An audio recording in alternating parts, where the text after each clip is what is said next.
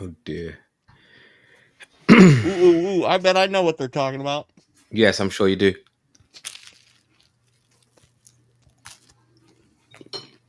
And we're live. So we have to Gotta pretend. quit talking about those perverse things. Yeah. We got to pretend like we're good guys. We're gentle folk. Okay. Well, I got Audacity up and running, you guys. Yeah, 2 seconds. I've got it up as well somewhere here. Honestly, yes, I do. Okay. So we're doing our All right. zeros. You want me to run the numbers on this one? Hang on. Go on then. Be Moss for the day. You ready, Go Bill? ahead. Yep. All right. 3, 2, 1, record.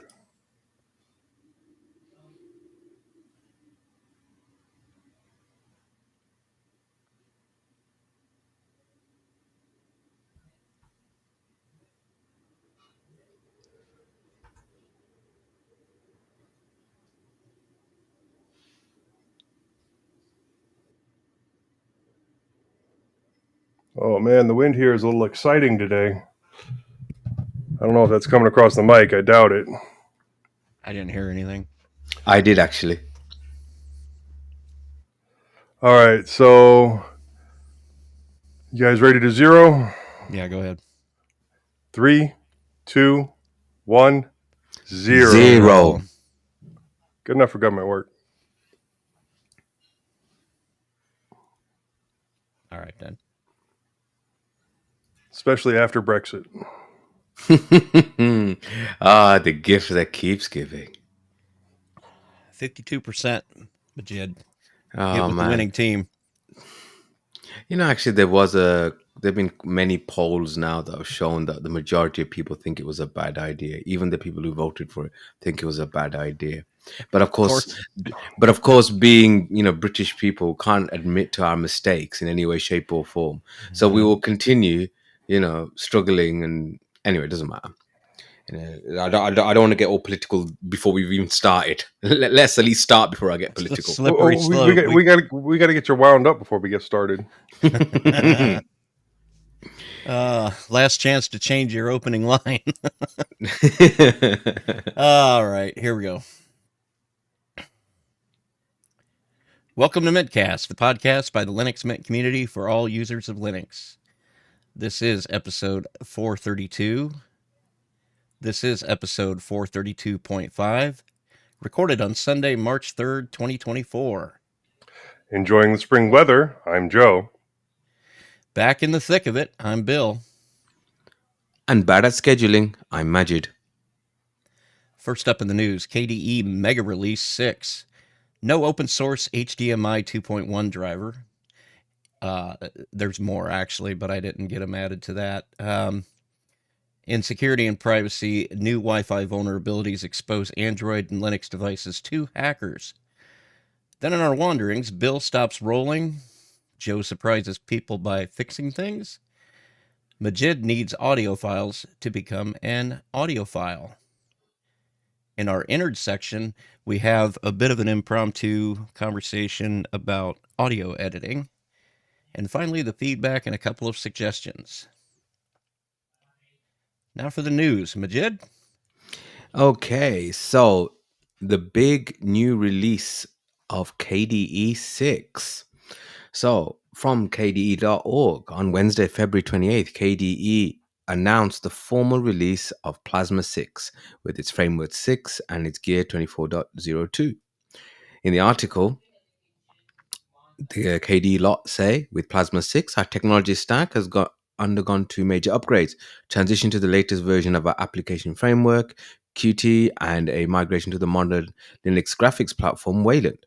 We've done our best to ensure these changes are as smooth and unnoticeable to users as possible, so when you install this update, you'll see the same familiar desktop environment that you know and love.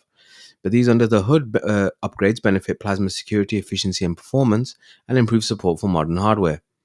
Thus, Plasma delivers an overall more reliable user experience while paving the way for many more improvements in the future. We will continue to provide support for legacy X11 sessions for users who prefer to stick with it for now. With Plasma 6, our technology stack has undergone... okay, that's the same thing again. Obviously, been a bit of a copy paste, doubled. We combined the overview and desktop grid effects into uh, one massively improved with its touchpad gestures. Plasma on Wayland now has partial support for high dynamic range or HDR on supported monitors and software. This will provide you with richer and deeper colors for your games, videos, and visual creations. To improve Plasma's accessibility, we added support for color blindness correction filters, and this helps with protanopia, deuteranopia, and tritanopia, different types of color blindness, basically. There are several new defaults. The panel now floats by default. Files and folders are now selected with a single click and open with a double click, like they should be. Touchpad tap to click is enabled by default on Wayland. Wayland, as mentioned, is the default graphical session. The thumbnail grid is a now default task switcher style. Clicking on the scroll bar track now scrolls to the click location. Scrolling on the desktop no longer switches virtual desktops. Breeze has been overhauled to give it a more modern look and feel with fewer frames and more consistent spacing. The cube is back. So this is the desktop overview cube. 2 years ago, some major architectural improvements in Kvin had forced us to temporarily remove the famous cube effect, but now it's finally back. In fact, it's perfect to get a clear visualization of the concept of how multiple desktops are all about, and also to show off to your friends and family how cool Plasma is. And that's the end of the article. And there's a link in the show notes where it talks about all of these. So I saw a video by Nick on My Linux Experiment going through KDE 6, and it does look nice, I must say. It is incremental. I think he made a good point where he said, think of it not as KDE 6, but more like Plasma 5.50. We're on 5.27 at the minute. A leap ahead, yes, but really, the implication of a complete new version number is that things will be completely different, and it isn't. It's a lot of incremental changes, refinements. Wayland apparently works really well on this implementation. I have downloaded KDE Neon, and I'm planning on trying that out through there, because that's kind of the only way you can get it as of now. I was I just think going to say Fedora. Arch has I was dropped going. the ball on this because right now I'm looking at their package manager, and 6.0 is still in the extra testing repository, but they're still on 5.27. So Yeah, they've I think it's the same with Fedora as well, and things like Kubuntu are not going to be getting it till after the LTS comes out. And in fact, I'd be surprised actually with how close we are to the LTS. But we're about a month away. I think I That heard something about that. That's not going to actually be on the LTS. It's going to be Yeah, on the next iterative version after that. So Now, yeah, I do want to say this is one of the few times where it's actually helpful that we have a PhD on the show for those particular words: protanopia, deuteranopia, and tritanopia, and knowing that's that a they lot of were, nopias. yeah, yeah. yeah. Well, I mean, they've got to be useful for something, haven't they? Well, We'll that's find the out. Yeah, we'll find out. That would be breaking news when it happens. But yeah, so I mean, I'm tempted by putting this. In fact, I actually tried to. I was at work at the time, so I did try and boot up a live ISO of KDE Neon, but that laptop just wasn't playing. So I'll have to try it on one of my home ones when I get from that USB stick. But yeah, it does look nice. Interestingly, it looks a bit gnomey in the sense of the kind of overhead switcher KD K runner comes down by default, so you start searching. So I thought that was interesting. floating But toolbar at the bottom, and yeah. So you could there's a turn little that bit. off though. Yeah, you can turn it off, but then like, why would you? I suppose it makes it look slightly different, doesn't it? Yeah, and it's interesting that they've made it a point over and over and over and talk about the iterative nature of this release instead of to quell people's expectation that it's going to be this huge change, because historically a new version of KDE Plasma was Yeah, a huge leap forward, some better than others, and yeah. you know So could they have made this as 5. 5.30 or 5.50 or whatever rather than 6? Or is there some under the hood things that would make it a 6? Because I'm coming up to the limits of my technical knowledge here. I think when it comes to version numbers these days, it seems to that every project has its own sort of philosophy as to why they will go to a next major version number or they'll continue on, and sometimes it's Or nothing more randomly complex. completely change their versioning Yeah, system. right. Yeah, there's a little too much of that going on, and sometimes it's just to draw a line in the sand to say, okay, this is where we want to start moving forward from. This is the place where we want to like retool our iterative process starting from right here, and it's got really nothing, or at least not that much to do with how different the software is. Because have we gotten to a place where this stuff is good enough, or it's so good that people are not willing to put up with huge changes as much, you know? Hmm. And that's why things like XFCE exist. That's why, some people, we've been around long enough to now to know how irritated people get when you really, really change things. And Yeah. KDE's been around about as long as anybody else has. Hmm. Good point. Yeah. Good point. Cool. So we best move on. Yeah, we have a couple of things in regards to like anti-open source and anti-owning your own stuff today. So, HDMI forum to AMD. No, you can't make an open source HDMI 2.1 driver. This is from Ars Technica via Londoner. Any Linux user trying to send the highest resolution images to a display at the fastest frame rates is out of luck for the foreseeable future, at least when it comes to an HDMI connection. The licensing group that controls the HDMI standard, the HDMI Forum, has reportedly told AMD that it does not allow an open source implementation of the HDMI 2.1 or HDMI 2.1 Plus specification, blocking tools such as AMD's FreeSync from working over HDMI connections at resolution/rate combinations like 4K at 120 or 5K at 240. Linux blog Phoronix noted in January 2021 that the HDMI forum did not offer public access to the HDMI 2.1 specification. Alex Duscher, an AMD engineer who has long contributed to the company's open source offerings, has kept a related bug thread alive for at least 2 years, only to deliver the negative outcome yesterday. In February 2023, Duscher reported that he was working with our AMD legal team to sort out what we can deliver while still complying with our obligations to HDMI forum. 2 months later, he said that AMD got the basic functionality up and running. Now we have to go through each of the features with legal and determine how we can expose them while still meeting our obligations. Summer and fall of 2023 went by with legal review still underway, and in October, the decision was in the hands of the HDMI forum. On Wednesday afternoon, Duscher offered the current resolution. The HDMI forum has rejected our proposal, unfortunately. At this time, an open source HDMI 2.1 implementation is not possible without running afoul of the HDMI forum requirements. Ars has reached out to the HDMI forum, AMD, and Duscher for further comment and will update the post with new information. X.org was also reportedly involved in negotiations with the HDMI forum. Membership in the HDMI forum is a minimum of $15,000. While AMD is a listed member, that likely doesn't extend to offering up an implementation of a specification for public use. The member agreement forbidding such things does not appear to be publicly available, nor does an addendum for members linked from the forum site. A source code license found on the forum site does not appear to be particularly flexible.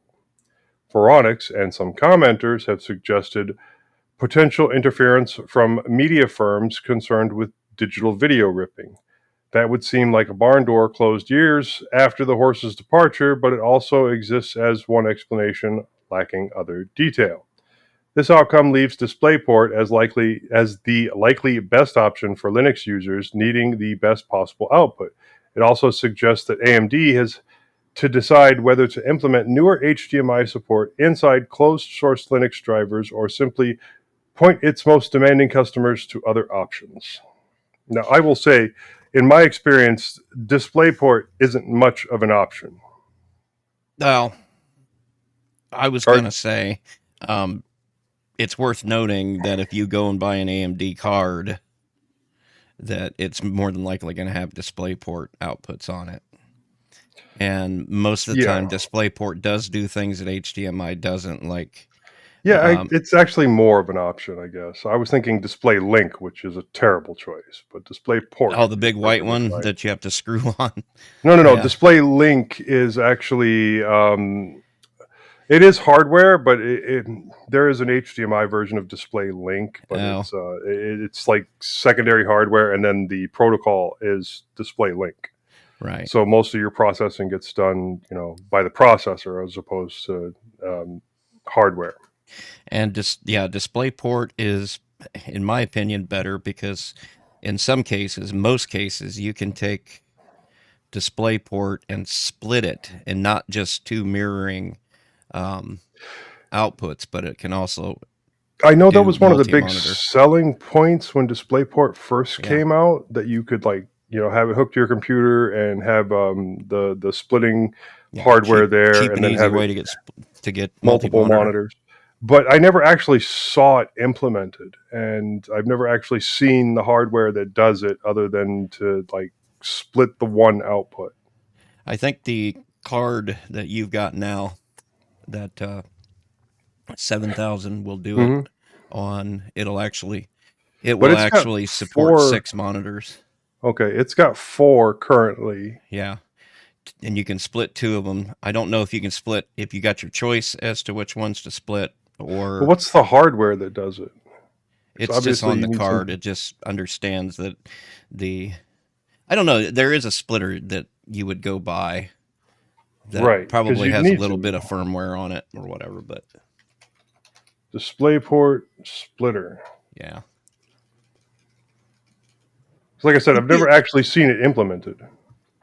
You do hear about people who are real advocates for DisplayPort, don't you? I mean, my card's got DisplayPort, and basically I'm just using, because these monitors don't have it, I'm just using a multi-stream HDMI. transport hub. Yeah. I'm just using adapters to go from DisplayPort to HDMI, but my needs are, less complicated, I guess. Yeah, I don't have any monitors that have a DisplayPort connection. But see, that's what I was curious about, because if you're using DisplayPort on the video card, and then you run that out to your monitors, and then you use the adapter, are you losing anything? In terms of how does that get explained legally? I don't know. I'd have to do a lot more research. Yeah. Into DisplayPort versus HDMI, but it seems like you can do more with DisplayPort. It seems like more monitors just take HDMI. Yeah. Unfortunately, but that's just solved with a cheap. I don't think they costed. I think I bought a 4-pack of them for like $30. Yeah, same here. Anyway, I suppose we can move on. Okay, so LibreOffice 24.2.1 Office Suite is out with more than 100 bug fixes. So this is from 9to5Linux. The Document Foundation announced today the general availability of LibreOffice 24.2.1 as the first point release to the latest LibreOffice 24.2 Office Suite series, fixing more than 100 bugs. It's here after a month after the launch of the original version, and introduced major changes like a new calendar-based version numbering scheme, new security and accessibility features, as well as improved interoperability with Microsoft Office. In the latest release, the Document Foundation fixes a total of 102 bugs across all core components of the Office Suite, provide those who are already upgraded to the latest 24.2 release with improved stability and robustness. Details about these are available in the RC1 and RC2 changelogs. It's available for download from the official website as binaries for deb and RPM based distributions packaged by the Document Foundation. You'll also find the source tarball if you're a system integrator or want to compile it from source. From those who have got it from the software repositories of their distributions, you'll have to wait till the 24.2.1 packages arrive there and then perform a normal update of your installations. The 24.2 Office Suite series will be supported with a total of 7 maintenance updates until it reaches its end of supported life on November the 30th, 2024, which is not that long away actually. The next point release, 24.2.2, is planned for the end of March 2024. For now, the Document Foundation recommends the 24.2 Office Suite only to power users and technology enthusiasts. For production systems, they still recommend using the LibreOffice 7.6 series. Wait a minute, how did we get from 7.6 to 24.2? Anyway, it doesn't matter. It's exactly what we were talking about earlier. Yeah, they just changed to the year, like Yeah. a lot of other people are doing. Yeah. Anyway, which was updated last week again to LibreOffice 7.6.5. Once again, the Document Foundation reminds us that this is a community edition of LibreOffice supported by volunteers. For enterprise class deployments, the Document Foundation recommends the LibreOffice Enterprise family of applications from ecosystem partners. I like LibreOffice, it's my default. I did try using SoftMaker because Moss always says that he uses SoftMaker, so I thought it's worth a shot. So I had to go. I think I still prefer LibreOffice, but the interoperability, I know it's very interoperable with MS Office anyway. If it's improved, that's going to only be a good thing. I find it an issue sometimes with the slides aspect of the Office suite and PowerPoint that can sometimes not work 100%. So yeah, I mean, it's news. If you like it, go get it. LibreOffice is always one of those things, whether we're talking about Linux users or Windows users, and it does happen. I run into somebody that had paid for a version of MS Office years ago, and then they bought a new computer, and hey, man, I just don't want to pay for MS Office again. Like, well, there is LibreOffice. Then they go get this thing, and they can't believe it's free. Free as in beer, that is. But yeah, that's one of those darling projects of ours that we're really proud of as open source people, you know. I think actually Microsoft realized that a little bit because in their latest Office 365 suite, you can get it for free. It's sort of in that if you have a Microsoft account, you can use the web-based versions of Outlook and Word and Excel and whatever. So I'm sure that is a way of getting people to still use it. It's an offering kind of more similar to like Google Docs or something. Yeah, like yeah, that, yeah. A very, very watered down version of it, you know. Yeah. I almost feel like they had to offer that just to keep people away from the Google Docs more than anything. I do think that LibreOffice's thunder has slightly been stolen by Google Docs in that there are people now that really, it's part of their workflows. They've got it in their Google suite of applications, might be enterprise deployment or something as well.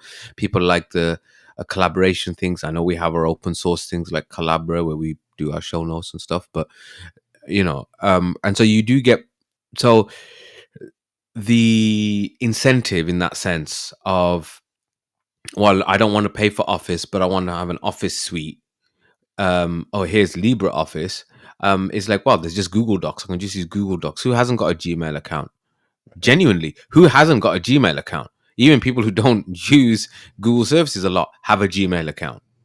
So, I mean, that's why I was kind of saying, because yeah, we do use Collabra, which is basically just the online version of LibreOffice. But if you ever use this, the first thing you notice is it is full featured LibreOffice on the web. There's no watering down that I can tell anyway from using it. You've got all the tools, which, if you need them, yeah, great. But I think what is needed is a little bit more of a watered down version that can be a little bit more comparable to Google Docs and then what Microsoft is offering.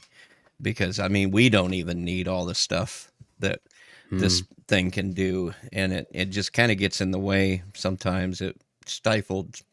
It's caused a little friction among people that were hoping for something a little simpler, and here's this thing, and I get it. Google Docs, it's free, it's there, it's got very little barrier to entry, and it does enough, doesn't it? It does what most people probably need to do, and you don't even have to think about installing some office software. So, Yeah, I mean, I think the one thing where all of these, whether it's LibreOffice, Collabora, or Google Docs, does fall a little bit is the PowerPoint slides type of functionality. Once you can get the ordinary Joe to use something else rather than PowerPoint to do his presentation, his or her presentations, um, then I think you'll see a real change in adoption. Because that's the one thing I found: people will use, something other than Word. Um, People generally don't use something other than PowerPoint. I don't know. Yeah, but the problem with that is okay, let's say I make something using Linux-based software, something similar to a PowerPoint presentation, and then I take it into work. And every single computer there is a Windows computer, and your option is PowerPoint. And then it doesn't quite translate as well, and you look like an idiot during the presentation. Oh no, I agree entirely. That's why what I I wonder do how much of an is issue I that is nowadays, though, honestly, because as time goes on, they claim to. Now, I anecdotally completely here, because I have absolutely no place in my life where I'm going to create a PowerPoint or whatever uh, LibreOffice calls it, and then take it into the office and put it on somebody's Microsoft computer. But I wonder how much of an issue that is after all these years of so development. It's still an issue. I think it's an issue. I mean, I'm thinking of the NHS, which is famously very slow IT in adopting new technologies and stuff like that. And depending on where you are, so I mean, I do quite a bit of teaching, and so if you are lucky, you have HDMI ports and display ports that you can connect your own laptop to, and you say, okay, I'm doing my thing on my laptop that's up and connected up to some big screen monitor projector, whatever. So other hospitals are really very particular, shall I put it that way, about the information governance, and so things have to, you can't have a non trust computer connected to any of their stuff. You can't even have a USB stick. That's not one of their encrypted ones. Well, And so you still find people doing the default of, well, I'll just email you my presentation, and then can you put it up for me? And in that situation, yeah, if you're using LibreOffice or something, it does fall apart. Even if you're using Mac stuff, there used to be a mate of mine, sadly passed away, but he would always he was one of the iWork guys. He would always use all the Apple Office stuff. He never had MS Office, and whenever he tried to then present any of that in the hospital, it would just fall off. It would just fall to bits because it wasn't compatible, and this, that, and the other. And he'd have to then go onto some website and then convert it into. It was just a massive ball ache. Mhm. well, for me, the example that I would use is actually with Word, because what people expect in resumes changes over time. So, most recently, actually, it's been like a couple of years now, I paid someone to professionally do my resume, my CV for the people across the pond. But and it looks great. But they obviously did it in Microsoft, and then when it's a very visual type of thing. I don't know why people have switched to a visual type of resume, but I get it. And then I try to open it up in LibreOffice in order to make changes, addendums, add things to it to make it specialized to whatever job I am applying to. And it ends up a little bit of a garbled mess. None of the visuals are in the correct places in relation to the wording, et cetera, et cetera, et cetera. And then, it makes it very difficult to modify it and put it back. So sometimes I'll have to load up like a web version of 360 or something like that, a web app or something, just to be able to modify it and make it look right. Just on a slight side note, since you mentioned Office 365, does anybody understand what they're doing with their Android apps? Because I'm Microsoft, because there's a separate Office 365 and separate Word, Excel, and PowerPoint, and they seem to, like I on my phone, I found myself with both of them, and things could open in one or the other, and I was all a bit, hey, what's going on here? Is it an Electron wrapper or something? Is it just a web app? I don't know. It just, but I mean, it's installed as two separate apps. I've not got it as a web app. No, it's not a PWA. I don't know whether they've moved from one versioning to another type, and then there's a crossover period or something. But on my work phone, I just have an Office 365 app which does all the Office things, but you can still go off and download a Microsoft Word app or a Microsoft Excel app, which I find a bit odd. I don't know if any of you guys have come across that. I never use it, so I don't know. As far as on the phone, I don't know. If I've got something I need to type real quick, it's usually for one of these shows, and it's through the Nextcloud Yeah. thing. So. Yeah, I mean, for me, it's only for viewing, really. I don't, I ain't gonna be writing my, my resume or whatever on my phone. Yeah, but it's yeah, no, it's just for viewing stuff, doc files, Excel files, that sort. But yeah, no, I just wondered. Anyway, I think we probably strangled the goose enough strangled the goose enough on that one. All right, go on, Bill. All right, so Gparted 1.6 open source partition editor improves exFAT support and fixes bugs. And this is from 9 to 5 Linux. Gparted 1.6 open source partition editor software has been released today as a maintenance update that addresses several bugs to improve support for various file systems. Key changes in Gparted 1.6 release include a fix for a crash that occurred when dealing with 0000-0000 exFAT UUID.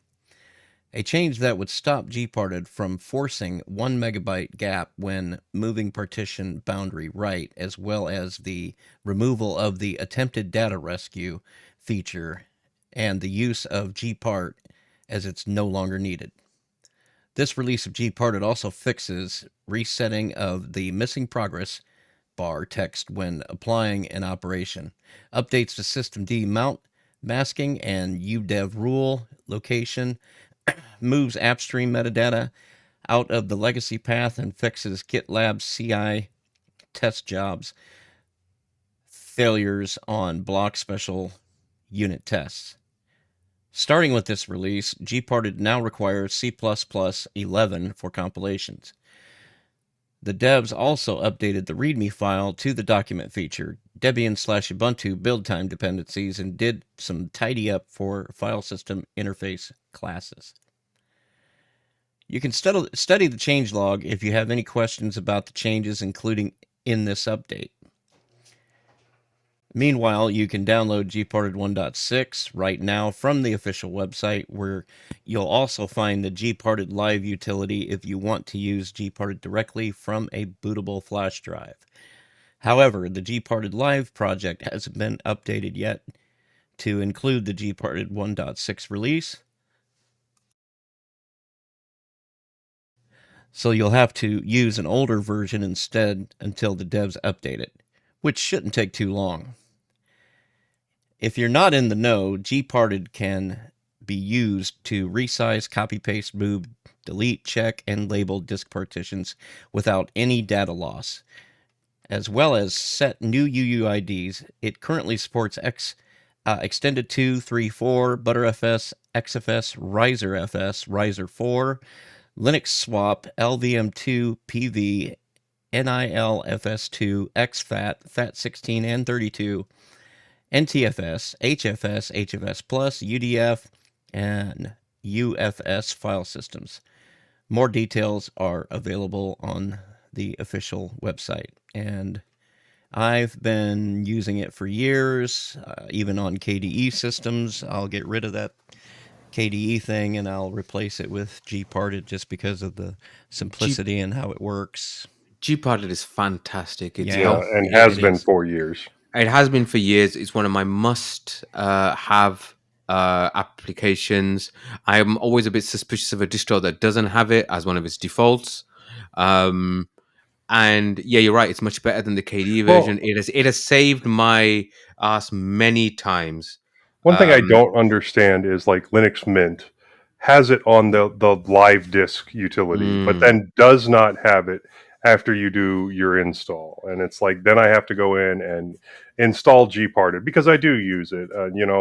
Even if it's just for testing and to find errors or look and see where things are to resize. But yeah, it's been a tool in my arsenal probably since I started using Linux. I oh yeah, wonder same if here as well. the idea is that it can be kind of a foot gun uh, thing to add in to a distribution that is arguably for people that just want to set it up and use it, because you're going to have a lot of uses for it when you're setting up the distribution. But once it's installed, maybe they just think that the GNOME disk utility that it comes with is good Well, enough that's pretty after that. useful too. It's a lot Yeah, simpler and covers most things you need to do on a day-to-day basis.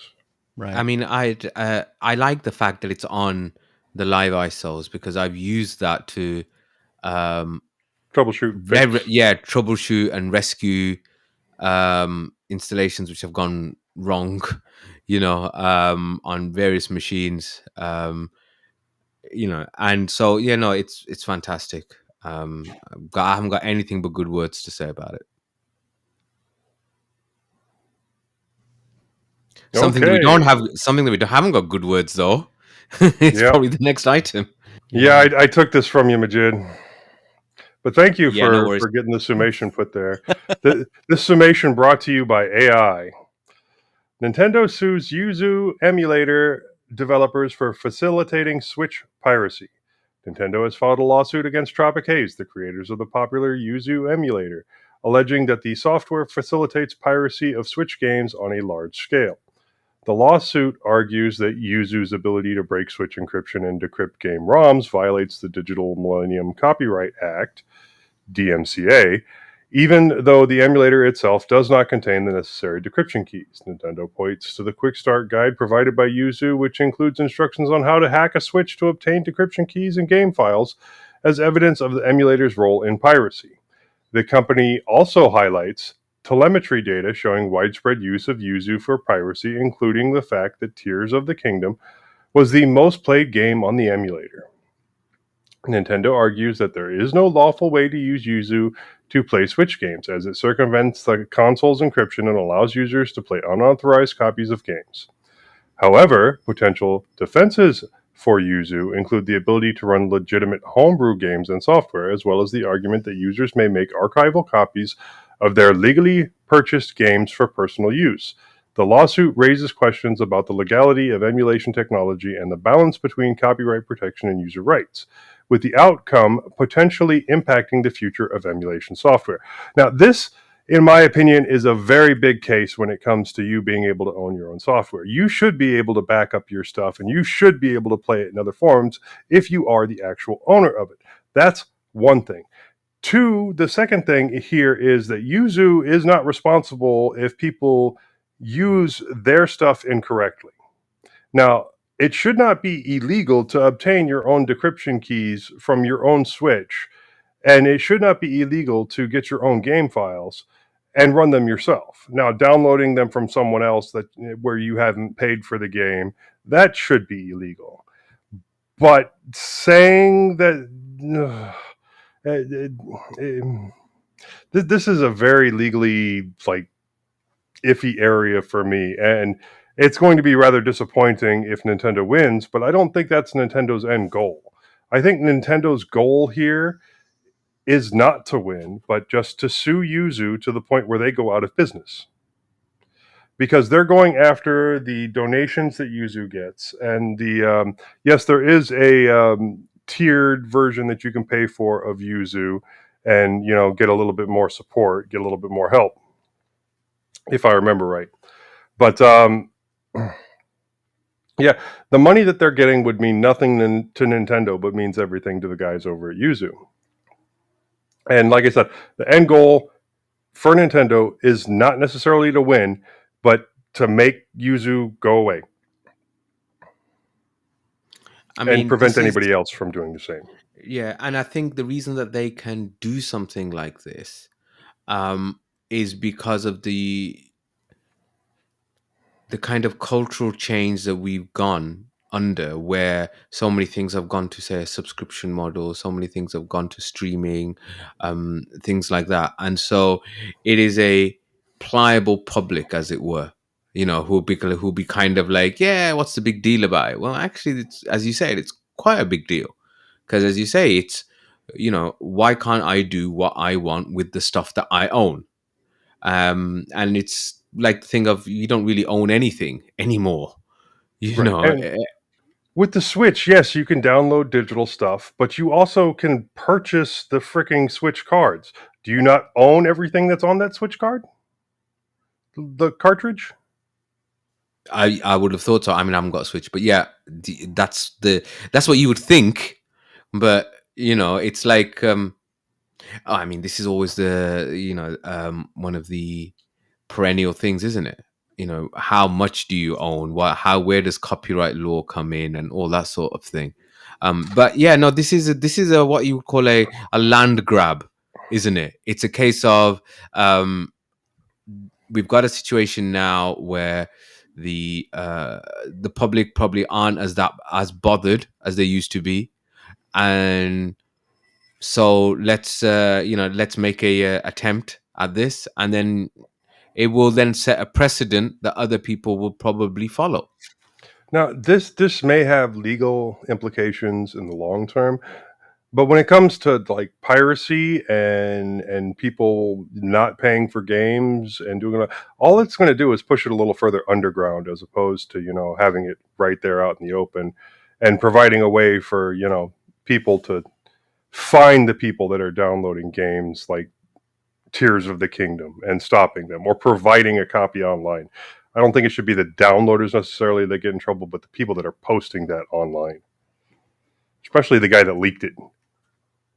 Nintendo needs to check their own house. Yeah. On a side note, it was a pretty good AI summary, wasn't it? Yeah, it was decent. I'm surprised, actually. It wasn't completely garbled. Yeah. What site did you use to do it? I actually used I did it off my phone, the Galaxy AI feature in the Samsung Internet browser, which is basically Google Gemini. Interesting. So yeah, that wasn't as bad as I thought. Are we going to have an episode where, for the innards, we cover different AIs and what they're good for and how much they suck, and I mean, how I much think, longer we'll be able to keep our jobs? yeah, I mean, I think that is definitely a possible topic for the future. Although, do we know enough about all the different ones? No, we'd have to research. No, I mean, how much information is out there is my point. Because lots of things are, for example, based on ChatGPT because it's open sort Well, of. I guess Bill wouldn't lose his secret armed services job. The one where he's like contract killing for the government. It's just he'd be getting his orders from a different place. I can neither Ah, confirm okay. nor deny the details that Joe is speaking of. Yeah, That's- you may say that, but he couldn't possibly comment. Oh. Well, if nothing else on that, we will move on. That's it for the news. Moving on to security and privacy. Who wants this one? Okay. New Wi-Fi vulnerabilities expose Android and Linux devices to hackers. And this is from the Hacker News, Dateline, February 21st. Cybersecurity researchers have identified two authentication bypass flaws in open source Wi-Fi software found in Android, Linux, and Chrome OS devices that could trick users into joining a malicious clone of a legitimate network or allow an attacker to join a trusted network without a password. The vulnerabilities tracked as CVE 2023-52-160 and CVE 2023-52-161 have been discovered following a security evaluation of WPA Supplicant and Intel's iNet Wireless Daemon, or IWD, respectively. The flaws allow attackers to trick victims into connecting to malicious clones of trusted networks and intercept their traffic, and join otherwise secure networks without needing the password. Top 10 VPNs said in a new research conducted in collaboration with Matthew Von Hoff, cool name, who has previously uncovered Wi-Fi attacks like Crack, Dragon Blood, and Tunnel Crack. CVE 2023 52161 in particular permits an adversary to gain unauthorized access to a protected Wi-Fi network, exposing existing users and devices to potential attacks such as malware infections, data theft, and business email compromise, or BEC. It impacts IWD versions 2.12 and lower. On the other hand, CVE 2023-52-160 affects WPA supplicant versions 2.10 and prior. It's also the more pressing of the two flaws, owing to the fact that it's the default software used in Android devices to handle login requests to wireless networks. That said, it only impacts Wi-Fi clients that aren't properly configured to verify the certificate of the authentication server. CVE 2023-52-161 however, affects any network that uses a Linux device as a wireless access point, or WAP. Successful exploitation of CVE 2023-52-160 banks on the prerequisite that the attacker is in possession of the SSID of the Wi-Fi network to which the victim has previously connected. It also requires the threat actor to be in physical proximity to the victim. One possible such scenario might be where an attacker walks around a company's building scanning for networks before targeting an employee leaving the office, the researchers said. Major Linux distributions such as Debian, Red Hat, SUSE, and Ubuntu have released advisories for the two flaws. The WPA supplicant issue has also been addressed in Chrome OS from versions 1.18 and later. But fixes for Android are yet to be made available. In the meantime, it's critical, therefore, that Android users manually configure the CA certificate of any saved enterprise networks to prevent the attack, Top 10 VPN said. And there's a link to a YouTube video talking about this in the show notes. I'm definitely going to have to research this more, because it definitely sounds like, every other attack that I've kind of heard about over public Wi-Fi. And I'll just have to research it more, because, one network pretending to be another network sounds very much like what was happening a decade ago. So, I mean, I showed somebody several times what happens with, like, a restaurant, for example. This is one of those little lowball things that people could be doing to better manage security a little bit in public Wi-Fi situations, like a restaurant. What they'll do is they'll set up a router for public Wi-Fi use, and then they'll just use the default SSID that's on the router. And all an attacker need do is set up a clone and use something that more accurately reflects the name of the restaurant. And I've demonstrated this before with friends. And you suddenly get everybody coming in and signing on to your Wi-Fi network instead of the one that the restaurant has. You know, Right. that's been an issue since the beginning. Yeah. And it's hard to get people to think about these things. Like, you know, this is actually a very low ball thing Well, that we could be fixing. and well, not just that. Okay, yeah, that's something on the creators of the networks side, but everybody should be using a VPN, especially if they're getting onto public Wi-Fi. Oh yeah. Like, yeah, it's um, the analogies that I want to make aren't very family friendly and involve using a condom. But no, a I public think network. it's just this expectation that normal people have, that the security that they're enjoying, or the comfort and safety that they're enjoying sitting in a public place, the expectation that they're safe, you know, somehow translates to everything they do with an internet device. And this is a way of thinking that we really need to get away from. That you don't have to This is America. think Are about you the really yeah, I safe out know. in public? I mean, come on. Yeah. I mean, We're ask Majid how much he hears about people getting shot here in the U.S. because they went out in public. yeah. Yeah. I mean, it's just one of those things we got to stop. Now, don't get me wrong. The internet is and should be a wild west in terms of how vulnerable a person can be if they're not watching what they do. And but That's at an the same time, interesting statement. That's an interesting statement.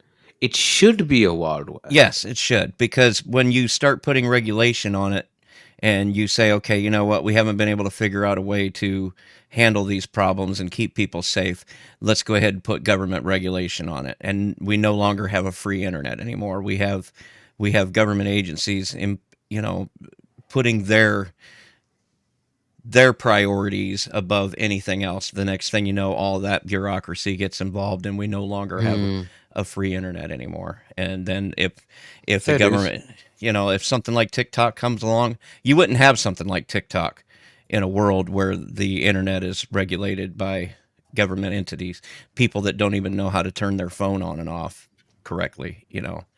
So that's why I say it should be the Wild West that it is. It should be even more, actually. Well, But that doesn't mean people don't need to educate themselves on how to more to conduct themselves in a responsible way when they're using these tools. right. Well, a lot of people just don't see themselves as a target. Yeah. According to, I think it's pronounced Ciorl on our Discord, he says the majority of people think it will never happen to me. And yeah, you might never be directly targeted, but you might end up being a target of opportunity. And the only way to really prevent that is to not be the low hanging fruit. Yeah. Use things like a VPN. Make yourself secure. Honestly, in a lot of cases, if I can avoid it, I don't get on to public Wi-Fi. I will just use my cellular service, and I'll still be VPN'd back home because I like controlling who does and doesn't see my data. So it's interesting actually that public Wi-Fi isn't as ubiquitous in the UK. So most people are used to using their cellular 5G, 4G, whatever. Um, I wonder if that has an effect on the way that people think about these things. Because if you are always on your cellular network, you might think that you are more protected because public Wi-Fi isn't that common, and even if it is, it's a bit pants. Um, With like not very much money. You can like, well, they don't make Radio Shacks anymore, but you can walk into an electronics store and walk out with all the stuff you need to make a cell repeater that you own and control, and steal everybody's data that connects to it, and your phone will connect to it automatically.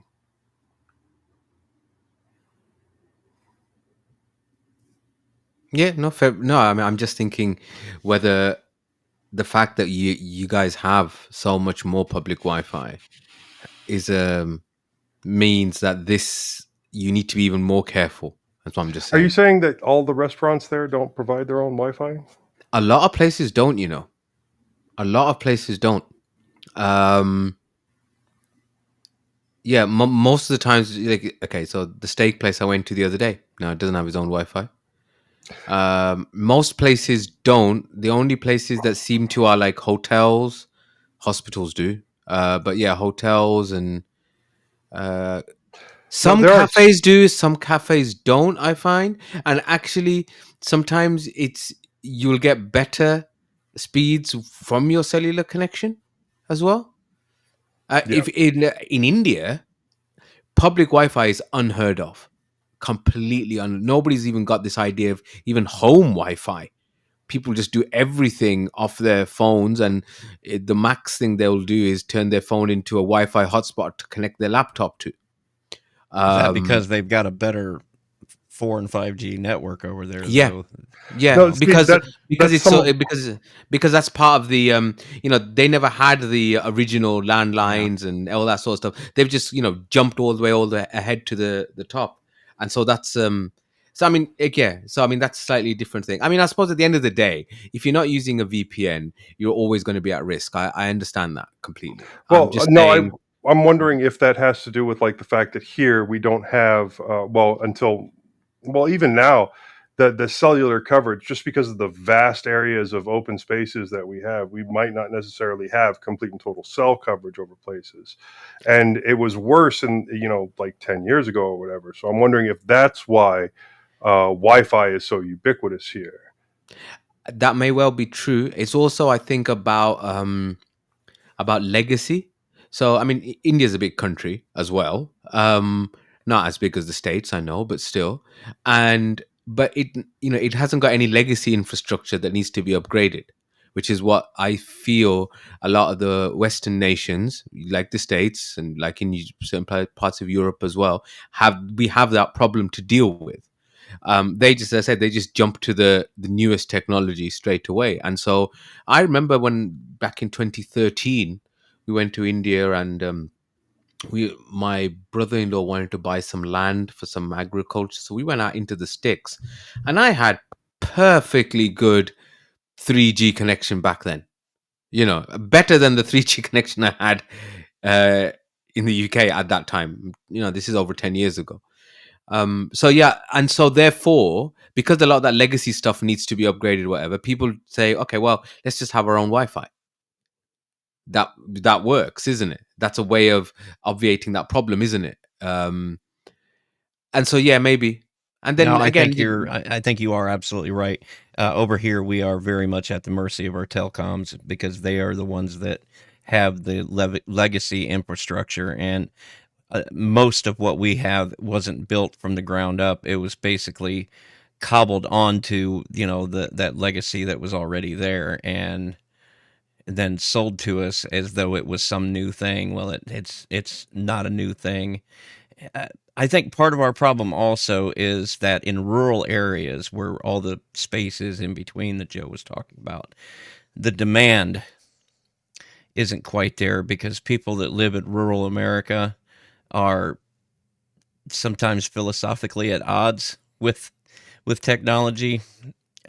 That's been my experience.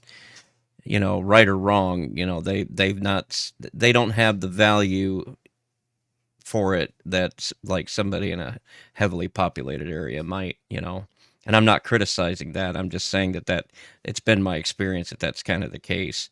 I think it's something's going to have to give eventually, though. The more and more services that are moved onto the internet, and I mean, I think we're already at a place where landline telephone is basically over internet protocols and all these things. It's going to get to the point where we're going to have to I just had a improve some of picture these in my things. head of an Amish community figuring out how awesome Amazon is. they, well, they're selling plenty of stuff on it, so you can count on that being the I mean, case. also, I think your telecoms providers are very powerful, Oh yeah, incredibly. I politically mean, powerful. Yeah. yeah. I mean, what was I watching? So I was watching a video by Mr. Mobile on retrospective when phones were fun, and he was going through the Palm Pre and how the Palm Pre was so ahead of its time and all that sort of thing. And a lot of the interface things that we now see on Android and iOS are taken from there. In fact, some of the people literally like what's his name, Marius Duarte, who used to be, one of the designers at Palm, went over to Google and helped with the whole material design thing back when Android 5 came out. Anyway, it was very interesting. It was a good kind of, nostalgia trip.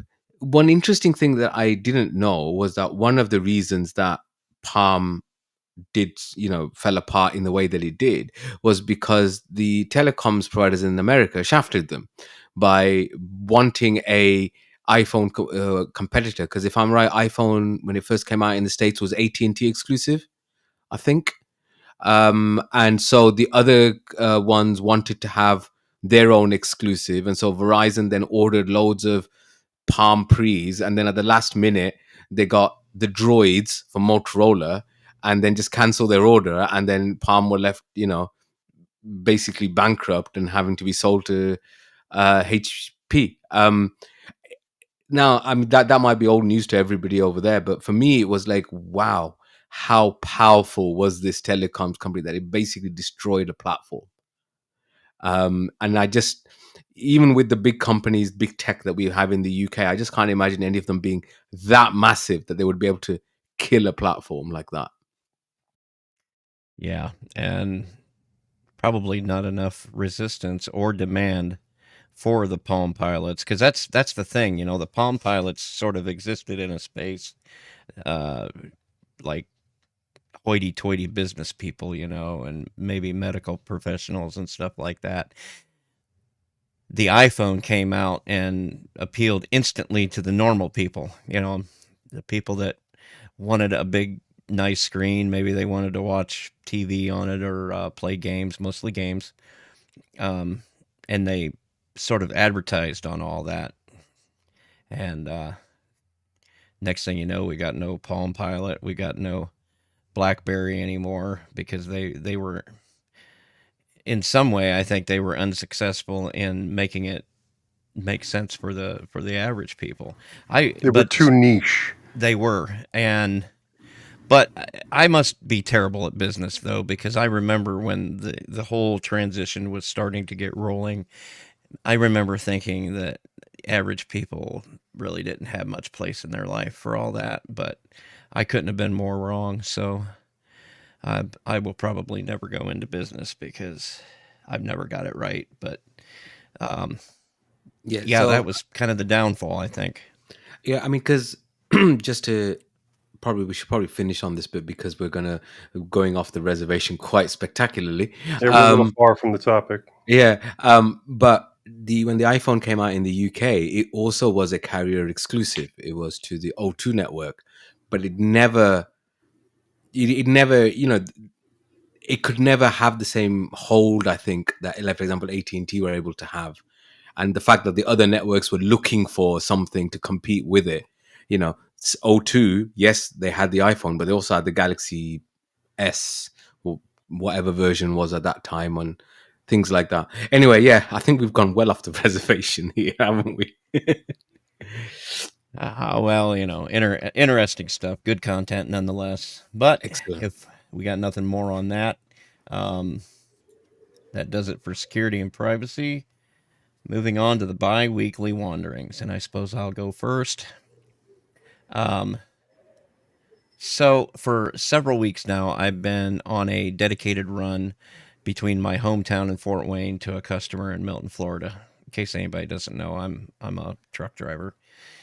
by trade. It's what I am. This was That's his cover. because that's my cover. And This was he's sticking because, to it. hey, they pay Well, I me to mean, say these things. if you think about it, it is a good cover, isn't it? Because he will kind of, he's got brilliant reasons for He going can all sorts of travel random places. anywhere, Exactly. Nobody's going to suspect him. Do you know what I mean? It's right? it's And then kind I'm of like, paid by the company and the company. yes, and as a complete random anecdote, There's apparently a lots of million tax. places on that truck to hide all his tactical gear. Exactly. Why have you got this crazy stuff in your car? Well, I'm just doing a delivery. What delivery of this? Well, yeah, I'm a trucker. That's what I do. You know. Yeah. So fantastic, brilliant. I My hope we haven't wife outed found you. out about all this. She's like, "Why do they think you're a government agent?" I was like, "I don't know. I think it's because of the spending and all that." All the disappearing. Well, I Yes, mean, it's he disappears just randomly. oh, Sorry, I won't be here. Bye. oh gosh, you have no idea how many times I think I know what I'm doing on a Monday morning, and then Sunday rolls around and I get a phone call saying, "Yeah, we need you to such and such call either called in or a customer needs Sounds like something government work to me. immediately." Yeah. So Yeah, basically, you are basically the night agent, aren't you? I'm from Netflix. 24 But with hours, All bud. right, all right, all right. We've completely derailed your biweekly. I'm so sorry. You sorry. go Yeah. right ahead, man. Oh, okay. Yeah. Okay. So to recap, I was on a dedicated run. Dedicated in my line of work means that you're doing the same thing for the same customer. And this was because of product defect in the copper material coming from my customer going to the major copper cable supplier in Florida. Uh,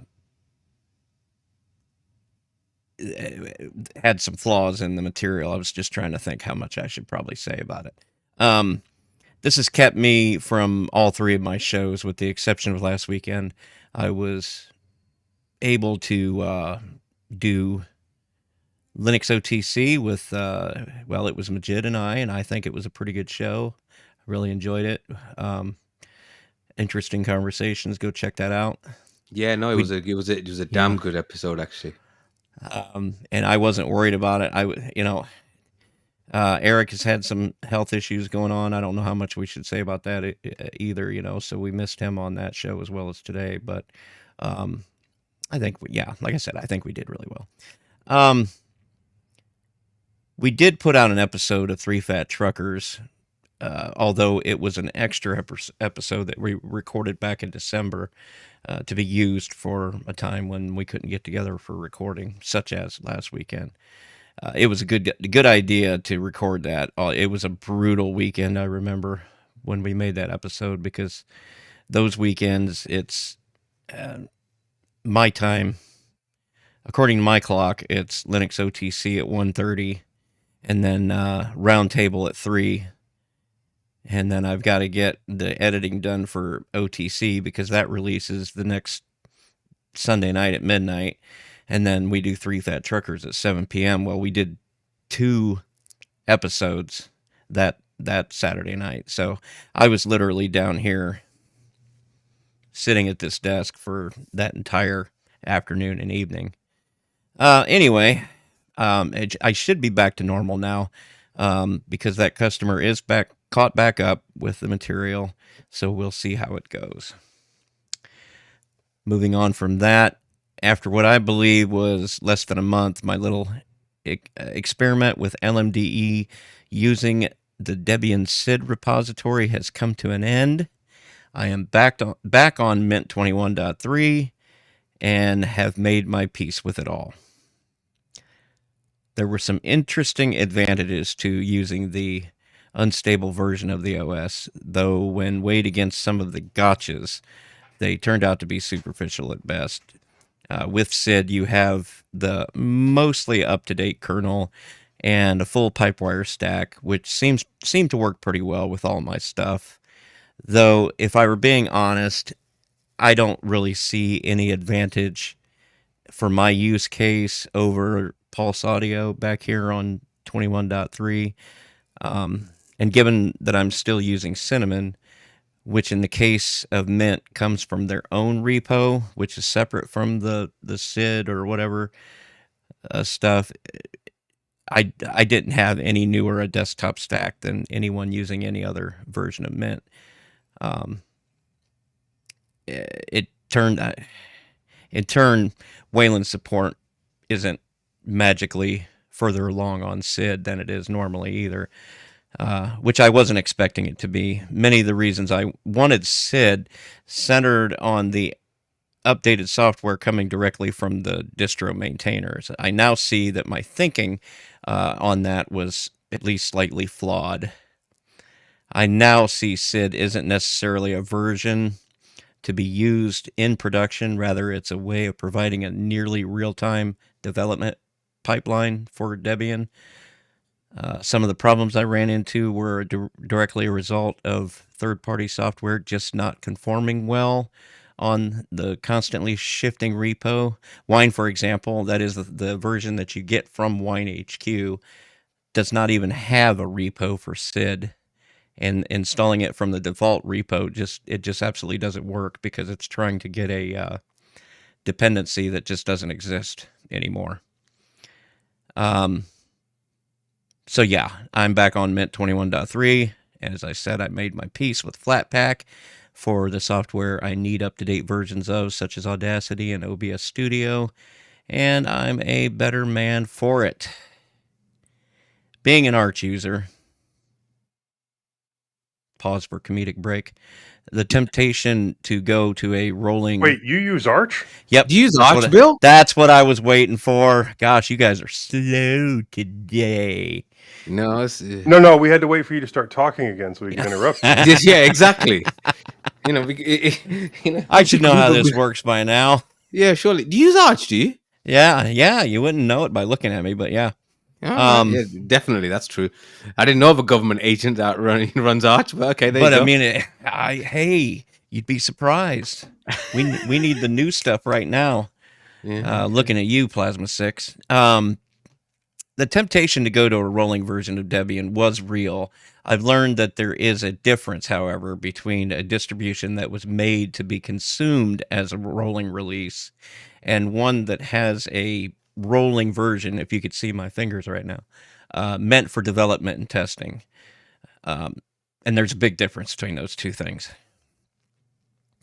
Steam is another bit of software that seems to install from the website and run better when using a more stable distribution. Although I do have this one little problem with Steam where if I try to launch it from the launcher that gets created when you install, it just keeps crashing. But then when I make my own little startup script, it seems to just work every time. I don't know. I have no idea how to explain that. Nonetheless, I've had this strange problem for some time with several different video cards. So it's not a video card problem, but the startup script works just fine, so I don't even think about it. Okay, so speaking of gaming, Xbox offers an interesting product called cloud gaming, if any of you have heard of this. I say it's interesting because the thing seemed to launch about the same time Google killed their Stadia project. Xbox's offering seems to be the same sort of experience, except you have access to games made available with Game Pass Ultimate, which is a service that Microsoft offers for Xbox users. I have like an academic interest in gaming, only that I'm really only interested in knowing the quality of the experience for Linux users. Strictly for testing purposes, I activated a Game Pass Ultimate account for myself, installed the Flatpak version of Microsoft Edge browser, and decided to take it for a test spin. It was absolutely brilliant. Microsoft bills this project as being beta, though I ran into absolutely no problems, and there doesn't seem to be a limit as to the games that are offered. I mean, I could be wrong about that, but I tried Halo 5 and Flight Simulator. The latter of those two games required a considerable amount of data downloaded, presumably into some directory somewhere for the Edge browser, but it was data that it needed for, no doubt, given the game literally has the entire Earth digitally mapped out. You can literally fly a plane into your own house with this game. It's fantastic. I had no noticeable lag, but then again, when Stadia was out, it worked perfectly for me as well. You just didn't have the games with Stadia.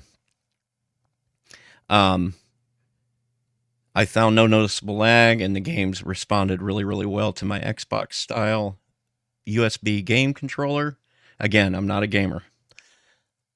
I recommend this option to anyone who wants to game on Linux. One caveat, though, is that it does require a solid internet connection, although it's not real clear if like something like a 15 gig connection would be good enough. I suppose it would be if you didn't have a lot of people connected to it doing a lot of streaming or something. But yeah, that's all I've got. How about you, Joe? Well, I've actually done quite a bit over the last 2 weeks, and some of it I'm probably going to end up saving for the next show because, wow, some of it I have to talk about it on one of my other shows first, most specifically the Linux Lugcast. Um, and then some of it, like I did yesterday, and I want to do a proper write up on it. So I will get to it. But now, because of some of the issues with my current car, and I talked about that before, I do have to get another one. The used market is a little bit rough, so I'm thinking about getting a new car, like first owner. This will be my first time being the first owner of a car. I looked into getting an electric vehicle, but considering the starting price for those, I don't think it's really a viable option for me. To go along with the issues with batteries and charging that I have mentioned before, I still have my concerns when it comes to all electric vehicles. I also checked the plug-in hybrid market, which I find very interesting. I mean, it can get 30 or 40 miles on the battery, and then the generator kicks in, and it will have roughly the same range as a normal car because it's got that gas generator in it. Seems like the best of both worlds, but it turns out that there are not many of that type of car that is actually available right now. There's some coming out in the next couple of years, and the ones that are out now seem to have some pretty serious issues of their own. So I'll probably be looking for a low-cost new car and see if I can find something that fits my bill. Probably a hybrid, which some of them, I mean, when you're talking about like 55 miles to the gallon, are that's insane. And then some of them are even more. Like some of the hybrid ones that are coming out, they're talking like 77 miles to the gallon, which is absolutely insane. And it's kind of worth the new car cost if they actually hold together. My mom's got one of those. She puts gas in it in January and again sometime around August. And that gets her through the whole year. That's insane. nuts. Yeah. I love the idea. I mean, I'd obviously still be filling up more often than that, but because I would be driving to work 3 times a week. But still, I mean, that's insane to me. Yeah. But I like the idea of it. I just wish I had more time to see how well they hold together. Now, while I was on vacation, because I did spend a week on vacation, I started having an issue with my 3D printer where nothing would stick to the print bed. Seemed likely that the issue was the build plate being dirty, so I decided to clean it. It was somewhat difficult to get the caked hairspray and old plastic off, and the texture was not really there anymore. And some of the coating was starting to come off a little bit. So I decided to go with a new one. Now, I could have ordered from Amazon like I normally do, but I also remembered that I had gift cards for Micro Center left over from Christmas. And so I went there to get a couple of things. I ended up getting a PEI sheet and a glass plate just in case I didn't like the PEI sheet. And I have to say, it's very nice to print on, or at least it started out that way. The bed level still needs to be pretty dead on, but if you allow the plate to cool, PLA prints will just pop right off. Larger prints, I have to pull off that top metal plate and off of the magnet and then bow it a little bit, and then it pops that plastic right off. Now, I can understand that there can sometimes be issues getting PETG or ABS to release from the bed, and I will be cautious until I see how bad it can be. But a lot of people are saying that as long as you use like glue stick or hairspray for those particular materials, it should come right off. Plus, looking at Amazon, I can get new plates for fairly decent prices and, shipped to me the next day. Plus, I have that backup glass plate. I also realized that I'm going to have to stop using metal scrapers with that PEI plate. I probably should not have been using them on the glass plate either, but it was a little bit more forgiving than the PEI. So there are a couple of scratches there from the first couple of prints I did, but I've learned my lesson since then. Plus, I've had to add an initial build plate temperature that is a little bit higher in order to allow the heat to evenly distribute on the new plate before the print starts. This is pretty easy. I just set the initial bed temperature 5 or 10 degrees higher, and then I allow it to cool back down after it's finished with the first layer. This gets you that adhesion at first, the evenly spread heat, and then the normal temperature that you would be printing at. The new plate did well for the first few prints, but after that, things were just not sticking again. I tried a couple of the fixes listed online, but IPA really didn't do much, and neither did Windex or watered down Windex. But washing it in hot soapy water did, and I was back up and running pretty quick. I have printed a couple other things. I was printing out some pill holders, with a sliding top that I was using just as quick test prints. It had overhangs. It had some flat portions on the build plate. It had a little bit of support material that had to be printed. It was a fairly decent test print for what I was trying to figure out. Now, a couple of the larger slider out drawers that I printed for spices in my cupboard, and an adapter for a controller that I picked up so that I could put my phone on it. I also had to reprint some of my adapters for my camera mount that I used with my 3D printer and Octoprint, as the old ones were starting to fall apart. They were a couple years old, the plastic had dried out, etc., etc. While I was at it, I also drilled a hole in the camera base so that I could more properly mount it using a 1/4-inch bolt, which is what most of your like phone adapters have, is a 1/4-inch bolt to be able to just screw it on there to like hold your phone or to hold your camera, whatever. That also worked very well, and I'm really happy with the finished product on that. Now, speaking of the adapter that I made for the controller, that happened to be a Stadia Founders Edition controller that I picked up for a really, really good price at one of the resale shops around here. And I did the firmware upgrade so that you can use it as a Bluetooth controller. And yeah, mine's the Founders Edition, so it's like that blue color, that really dark blue, almost black. And it's nice and smooth, low latency. It works great as a Bluetooth. Have you done the firmware update on that one, Bill? No, I have not. Regrettably, I've not had a need because I've got like a case of these Xbox ones that seem to work fine. Do those Xbox ones do Bluetooth? Not really well on Linux for whatever reason. I've been using the dongle that comes with it. The Stadia one does, and it will connect to your phone, and you can game from your phone using that. Might I'm be just helpful, out on the road. I got this Stadia controller with a the Chromecast Ultimate for like $20. And this is a solid controller. This thing is heavy and sturdy. Oh yeah, and smooth. I love the triggers. Yeah, they're pretty good on that. It's premium device, but Google doesn't care. Well, no, I haven't. They did provide done the update. They did provide this software update so that you can use it with anything. Yeah, I've just yet to do it. They cared enough for that. I thought Stadia was a good product, though. It could have been better, but I don't know. Not enough people jumped on board for it to be worth it to Google. So, also at Micro Center, I finally got an enclosure for my 3D printer. Yes, it is one of the soft ones, but it'll do the job and allow me to start printing with ABS again. I have some that I have stored for a while now, and while I did have them properly sealed and surrounded in desiccant, I want to see how well they held up. Maybe I can get rid of some of that packaging. Now, and I got the soft one because the acrylic ones are just insane on the price. Like I'd have been paying way too much just for an enclosure where I might as well have bought another 3D printer. Okay.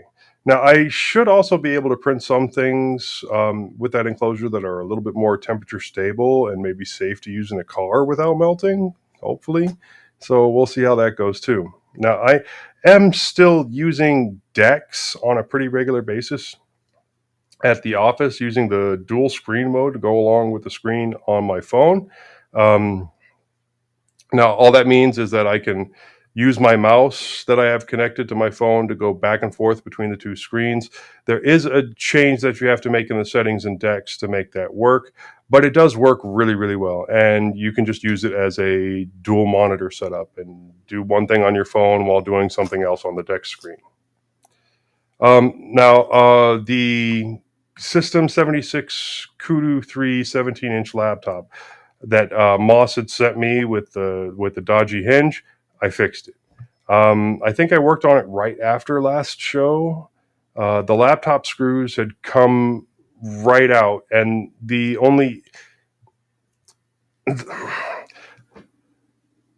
taking it apart was actually really simple. The laptop screws came right out, and the only issue I had was all the ribbon cables directly under the keyboard. I was not able to get to them because of how they were placed. You couldn't lift it up very high, and you couldn't get back there because they were mostly in the center of the keyboard. But I was able to, take that whole assembly and shift it out of the way so that I could get to that hinge right there on the side. Um, and remove that hinge. Some of the mounting points for the screws had come out, but first I cleaned and oiled that hinge that I had taken out, but it was still giving me a lot of problems and didn't want to move. So I ended up getting out and loosening the nut at the end of the hinge to make it a little bit looser, and then it started moving a bit more freely. The next problem was those mounting holes. I did have to uh, re-glue them back into place using some very strong super glue and let them set before I was able to put it all back together. Also, the bezel was missing some of the plastic that holds it into place, and the screw that went there was completely gone. I had to find some replacements for that and put that back together. And then some of the plastic is irreparably broken, like the hinge cover itself is irreparably broken. But it looks pretty nice once it was all back together. And it is working, and I don't think it's holding as strong as it was before, but it is well enough that the screen stands up without any issues. Now, while doing that, I noticed that the aerial, the cable for the Wi-Fi was snapped at the hinge due to all the extra movement from the seized hinge and the broken plastic. That should have been a relatively easy fix with a soldering iron, but with the location and all the parts that I was not able to remove, I had a bit of a juggling act to resolder that, as well as to heat shrink wrap it and get it back into place, just because like I'm working around the bezel and then around the keyboard and around the back casing of the laptop. So I had like that much room, about 3 inches worth of room to work with the hot soldering iron. But I was able to do it without damaging any of the plastic. Now the goal is to get that sent back to Moss as soon as possible.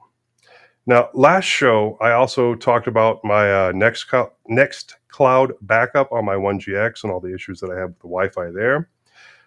It was sitting on a 512 gigabyte micro SD card, but that died after I restarted the copy of Nextcloud onto it. I guess moving that much data that quickly turned out to be a problem for it, and I'm now thinking I may go for an NGFF drive, as they're about the same price as the micro SD and are much more stable and usually much faster transfer rates for the MSATA over the micro SD. So hopefully I'm able to get one of those in the mail in the next couple of days and get that all set up on there and have my full backup of Nextcloud, because I really don't like having it in only one location.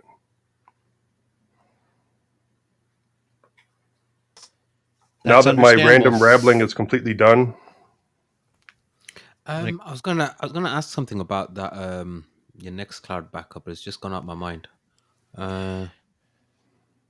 I always, when you're talking about really volatile storage devices like that, excuse me, I always recommend using a copy on write file system. That way, you're you're hitting the write endurance a lot less because the Well, blocks are not written until it's a complete thing.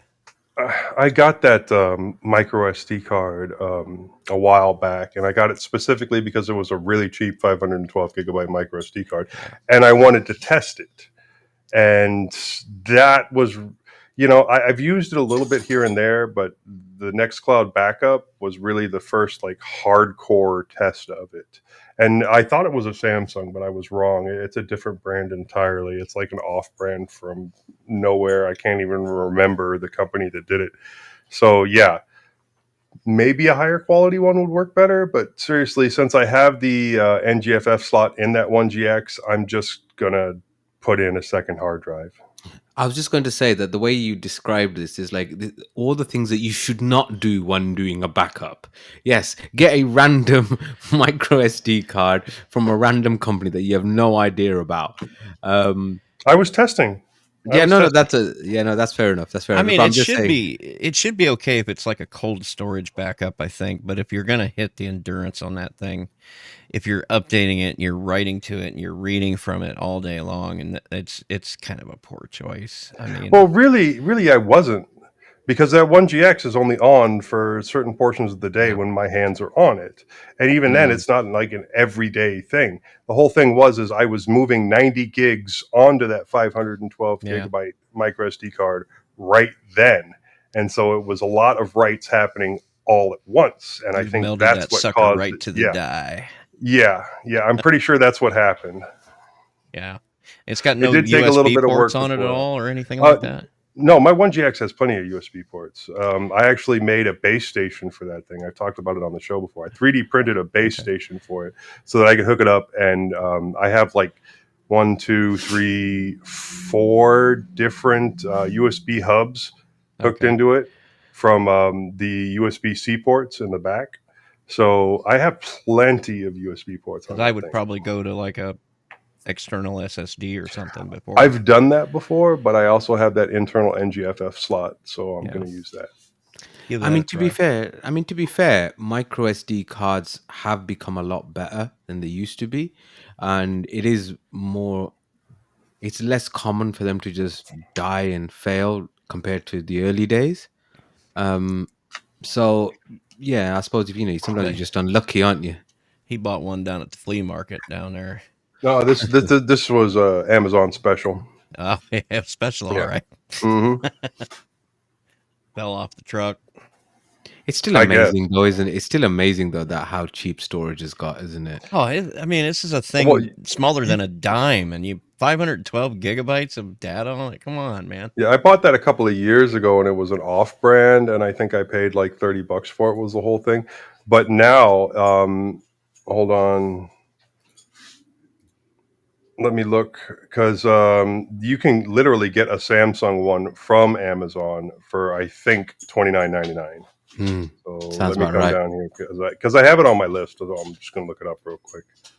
Yeah, the Samsung Evo Select for $29.99, 512 gig. That's just nuts, isn't it? It's just Yeah. nuts. That is a 50% drop in price from when I added it to my list like 3 years ago, 2 years ago, whatever it was. Wow. So yeah, it's absolutely insane how much the prices have come down. And that's it for me, Majid. What have you been up to? Okay then. So I haven't scheduled my week very well. I worked last weekend. I covered for the junior doctor strikes on Monday, which was meant I was in till about 8, 9 o'clock in the evening, and then I did extra shifts on Thursday and yesterday, Saturday. So I'm knackered, man. I'm beat. I've now got to that stage in my life where all I can think about for the weekend is, oh, I can get a lie in, which is just anyway. Thankfully, the When coming people week ask is. me what I'm going to do on my vacations, I say I'm going to take a lot of naps. Oh Yep. yeah, 100%, 100%. Thankfully, the coming week is a bit quieter. I also think, actually, as time has gone on, and especially with I've got these management roles at the hospital, that I need time off just to recover mentally as well as physically. Um, people make the joke that as being it's not that different from an office job if you're an anesthesiologist because you're sitting down a lot and blah blah blah. But you're obviously thinking, and it's that you need that kind of cognitive bandwidth. And I think more than being physically tired, I was just mentally tired. So hopefully this week I will get a bit of a chance to recuperate a little bit. So after discussing about my potential distro hop away from Manjaro last time, yes, I used Arch as well. I bit the bullet, and I'm now Wait, on. Again, you use no, you Arch? don't. Uses I used it. Manjaro. Used. Oh god, let's not get into that again.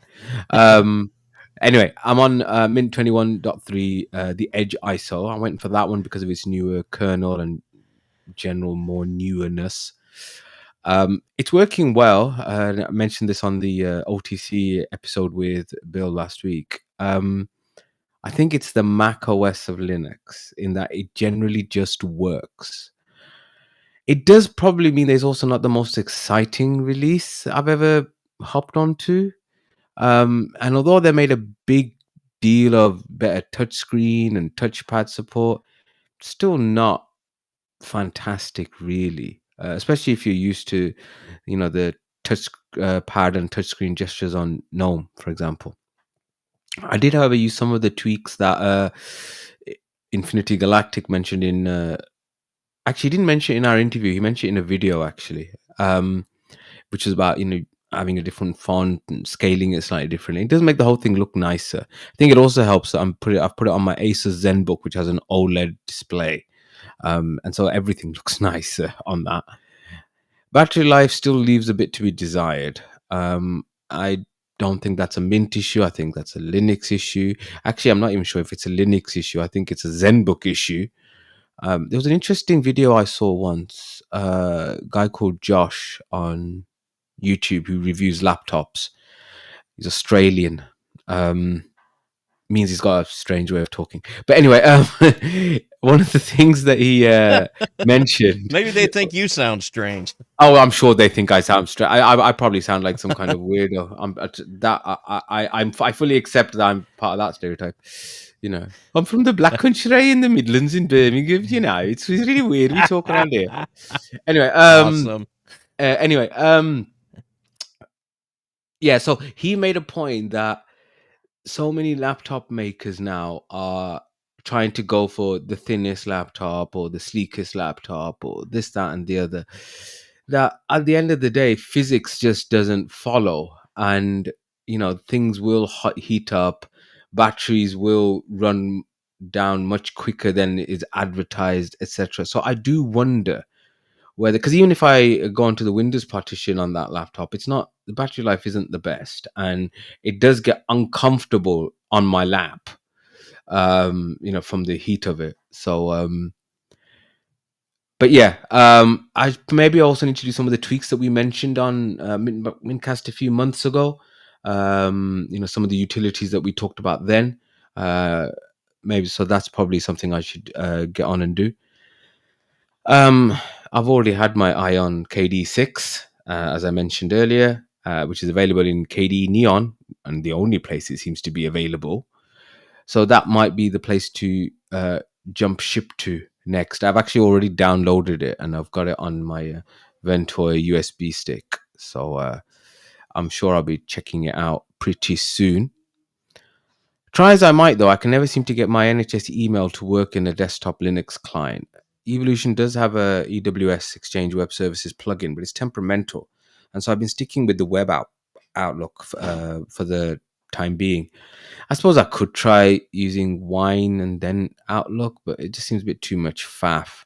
I know people might say, why do you need to have a desktop client? And yeah, strictly speaking, you're right. You probably don't. But I do find that, especially again with the management stuff that I do and the teaching stuff that I do, it's just easier finding emails and stuff like that if they're already locally on the device. But yeah, so there's that. My audio adventures continue. After looking into different Bluetooth codecs, I probably belatedly realized that wired headphones with an audio jack would give better audio than whatever high-res audio codec I'm looking at, LDAC or all the other whatever ones they are.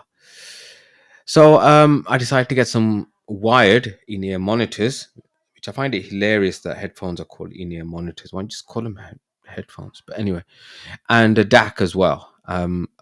Because a 3.5 millimeter headphone jack is a bit of a rarity on phones these days. I got a combo of these for about 50 quid on Amazon. I then realized that it makes no difference if I stream my Spotify or my SpotTube, which I'll talk about in a second, because that's at a certain bit rate anyway. So I had to go get some flax and CD rips like a Neanderthal. The result is, yes, they are better, but the difference is marginal to my ears. As I mentioned before, I probably don't have the best hearing anyway, so maybe the incremental improvements are wasted on me. I do wonder, though, if maybe I should have got a better DAC. I mean, it's said that it's high-res capable and it does 10-bit or 24-bit or whatever, but yeah, maybe I should have done that. It did also remind me of the convenience of wireless earbuds.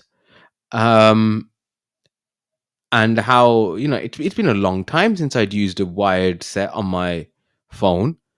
And I was kind of like, I've got used to not having the wires. Anyway, so as per usual, I was having a look around to see what else is around. And I saw I might go for some Sennheiser ones that I've seen if they drop in price. I do like the sound signature from Sennheiser headphones. Oh yeah, I mentioned SpotTube. So what is SpotTube? It's basically an open source client for Spotify that doesn't use Electron, apparently.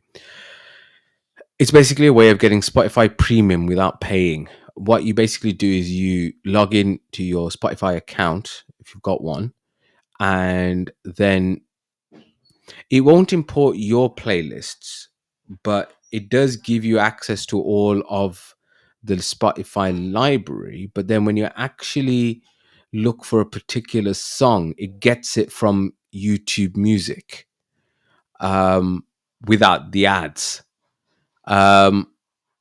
Interesting, I thought. And I tried it out and it works, actually. I suppose it reminded me a little bit of NewPipe, which is a YouTube I was getting ready to client. ask. That sounds a lot like New Pipe.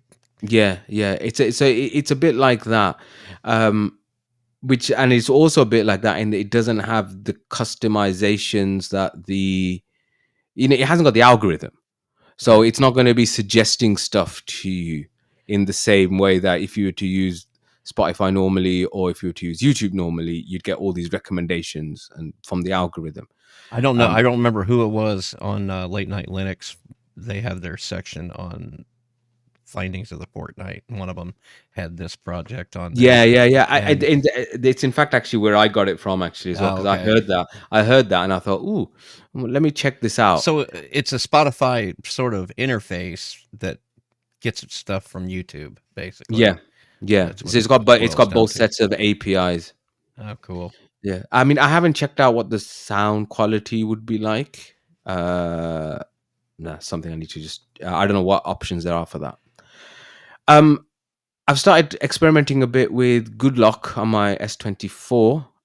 So if people who don't know, Good Luck is okay. So the best way to think about it is that Samsung has always been known for putting a lot of customizations and putting a lot of stuff onto their UI. At some point, they span a lot of those customizations off into a separate app, which is Good Luck, which you get from the Galaxy store. I have a theory, which I got from somewhere, that was basically because Google was pressuring them to have a more consistent user interface to an extent. And so, yeah, they spun a lot of this stuff off into there.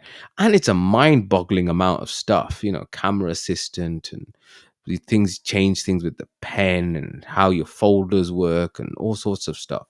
I've linked a video by TK Bay on YouTube. going into all of those kind of customizations. So if anybody's interested, they can have a look.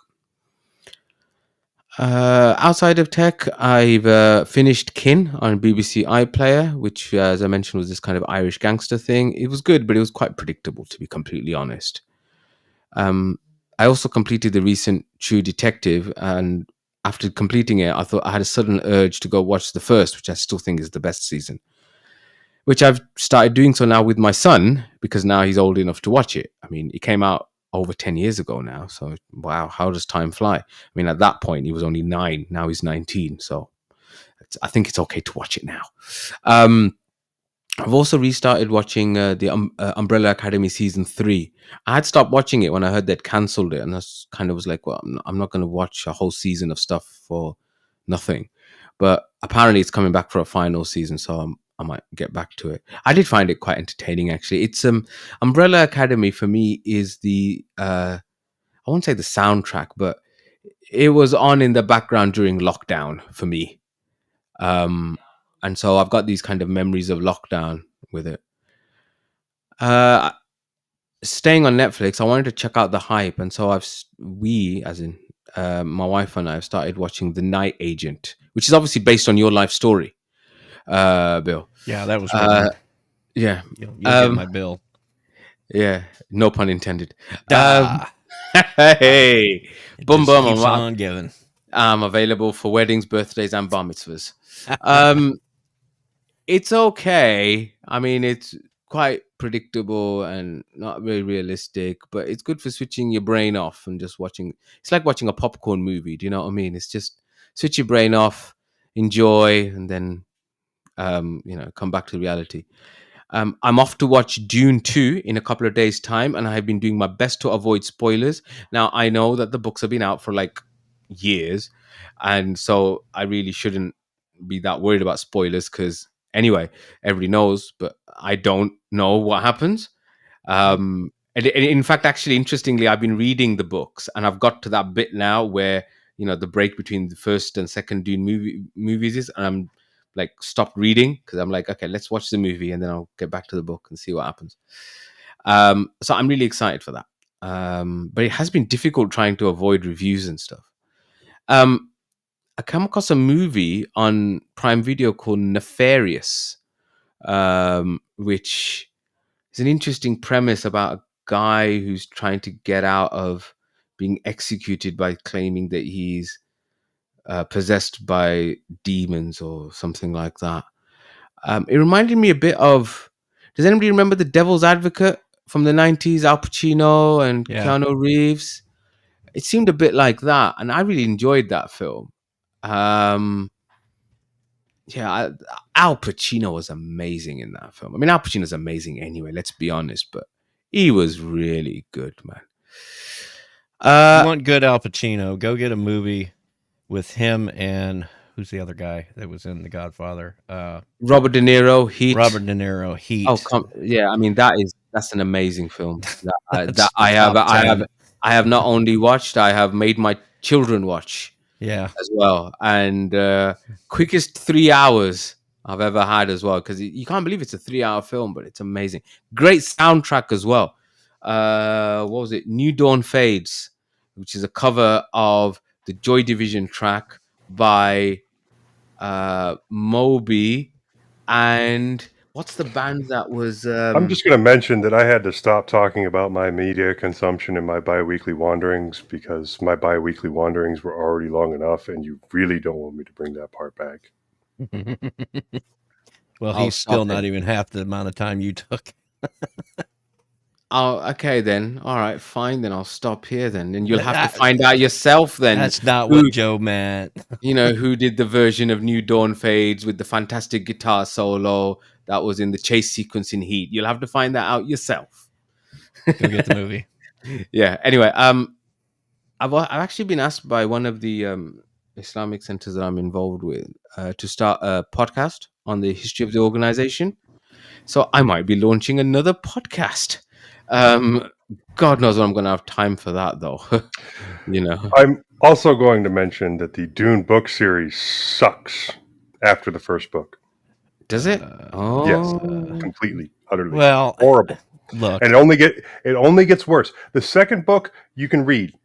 If you make it to the third book, there's a problem. you get to a point where Paul turns into a worm, and it's hard to. What was that thing I accurately- was saying about not giving me spoilers? Well, that is well in the future. Like you're 2 just books stop. away from that. Yeah. But And- I've got to be honest. I do like the kind of Middle Eastern references because I Oh, get yeah. a lot of them. I get like Gratuitous use of words like jihad and like the fiqh, which is jurisprudence, Islamic jurisprudence, or Yeah. the Sayyidina, which is the how you would refer to a like a CH. judge, like a noble woman, that kind of thing, and it's just kind of like I'm like reading it and I'm going, whoa, he's talking about ulumuddin. Okay, how's he using that word then? Oh, he's using it like that. Oh, that's interesting. Do you see what I mean? Because I get a lot of I see where he's got the words from. Okay. Couple other addendums here.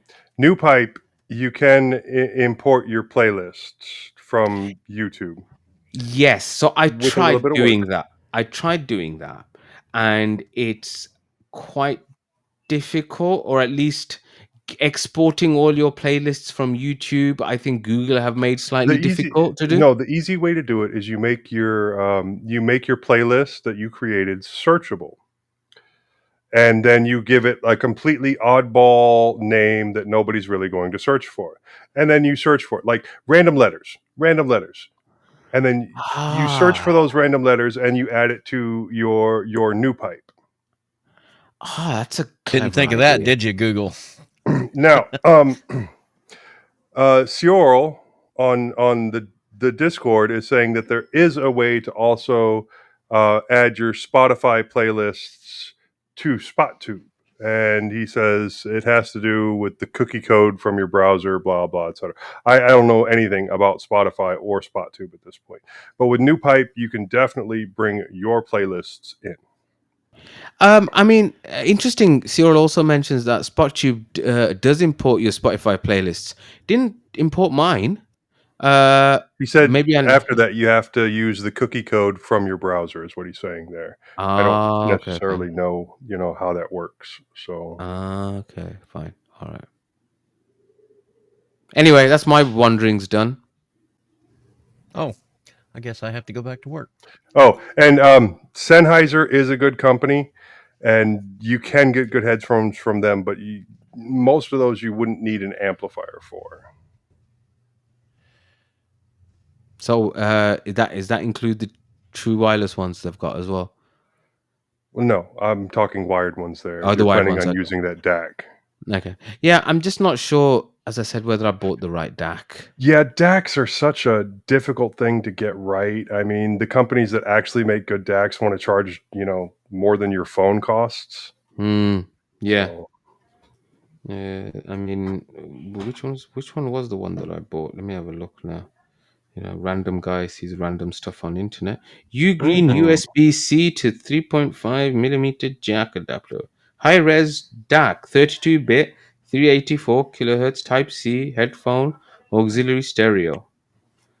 yeah, look up I think it's the Dragonfly DAC. They may have come down in price, but I believe it's Dragonfly. It's been a while since I looked at DACs because I'm mostly, hard of hearing.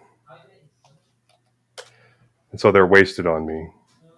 Okay. What did he say? Sorry, I didn't catch that. The Dragonfly DAC? USB DAC preamp headphone amp? Yeah, you missed that joke. It's all right. Doesn't matter. Yeah. You're right. And they're about somewhere between $100 and $200. Yeah. Okay.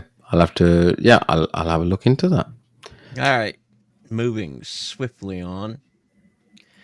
Actually, I think it's a good idea that we kind of went off the rails a little bit with the wanderings because I'm not sure how long we're going to be able to stretch the innards out. Yeah, I was kind of poking things along there for that reason.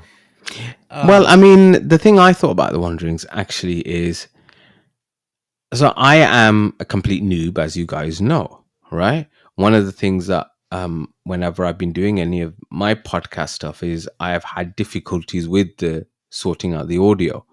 I remember I did an interview once. Until we start the innards. Yeah. So We need this for the innards. yeah, that's what I'm saying.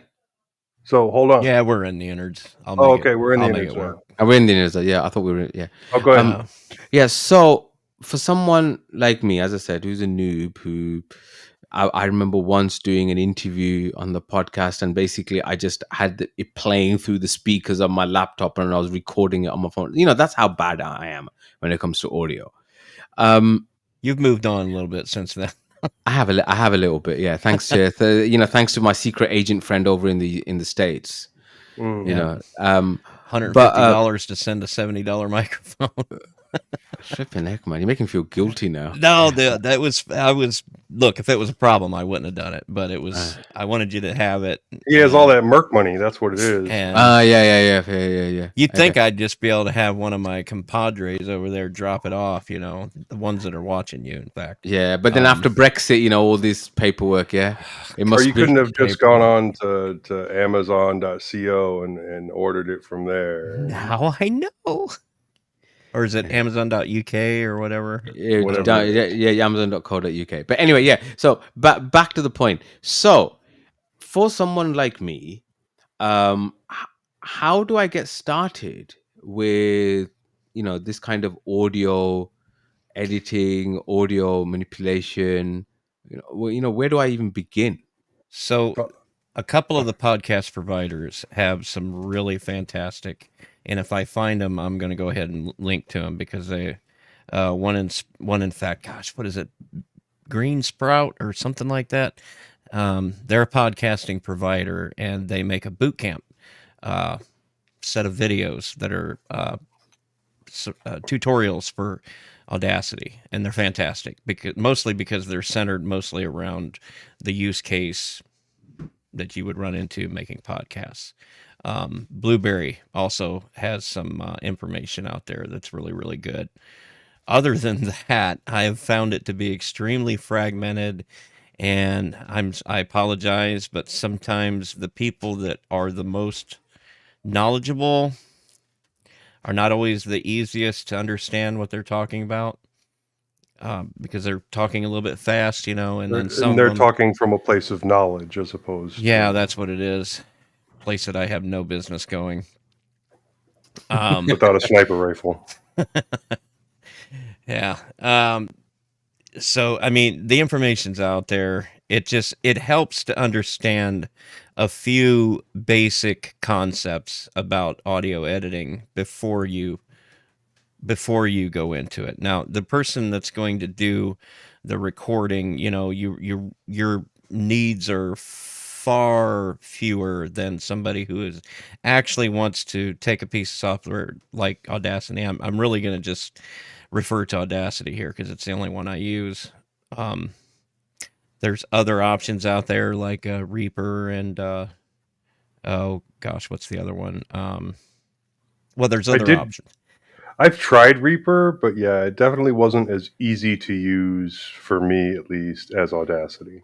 Well, yeah, because when you come into it knowing nothing, and then you learn enough to get Audacity to work, and then you go to try to open up a full DAW like Ardour. Ardour is the one I was trying to think of. It doesn't, the knowledge doesn't translate quite so well because it's a different piece of software. But if you're really wanting to get into it, I still say Audacity is probably a good jumping off point. And I think Audacity is eventually going to be on par with software like Reaper and Ardour. It's almost there now if you're using the updated version that's in Flatpak or on a rolling distro or something like that, because there's some music related stuff built into it now or available for it. It helps to understand things like compression, filters you can apply, such as limiters. There's a more high quality compressor that can be added to Audacity, but you have to download it and install it using Audacity's Nyquist plugin installer. and it's got a little bit more functionality, and it helps to understand the difference between a normalization and a loudness normalization. Because normalization, for example, if I was to take 3 or 4 different waveforms meaning the audio clips from all of the recordings, because what I'll do is I'll take an audio clip from the YouTube recording, which is basically just all of us together coming from OBS Studio, which is another thing that we could talk about. The audio that gets actually uploaded to the YouTube stream, I've got that there just so that I can have kind of a place to line the audio up with. And then I've got everybody's waveforms. Now, normalization, the only thing normalization does is adjusts volume. It doesn't do anything fundamentally to the sound in the waveform. All it does is adjust volume, and the way it does it is by looking at the peak amplitude, meaning the what part of the waveform is hitting the hardest, and then we are going to do some averaging based on that, and then it'll give you basically all of your waveforms at the same volume. The best purpose for that is so that you can then work with these different waveforms and they'll all be at the same volume. So if you're trying to line things up, it's helpful to be able to hear everybody at the same volume. Loudness. Okay, so quick rundown of the basics of audio editing, especially when you have multiple people, so multiple channels. So you get all your audio files, all your different channels, you put them into Audacity and it will show the separate tracks. So the first step is to line everything up, which is easy to do if you have a similar waveform on all of them, such as R3210 that we do at the very beginning. So then that's your starting point. You put that everybody's 0 at 0 on Audacity. And then you have these 3, in our case right now, 3 different audio tracks, and they're lined up. And you spot check because sometimes that 0 isn't exactly right. So you go to where each person is talking. So one person is talking and then another person is talking. You have to have at least 2 tracks for that, preferably one person, then the next person, then the next person. And you listen to it and you make sure that everything's lined up. You make your minute adjustments if you need to.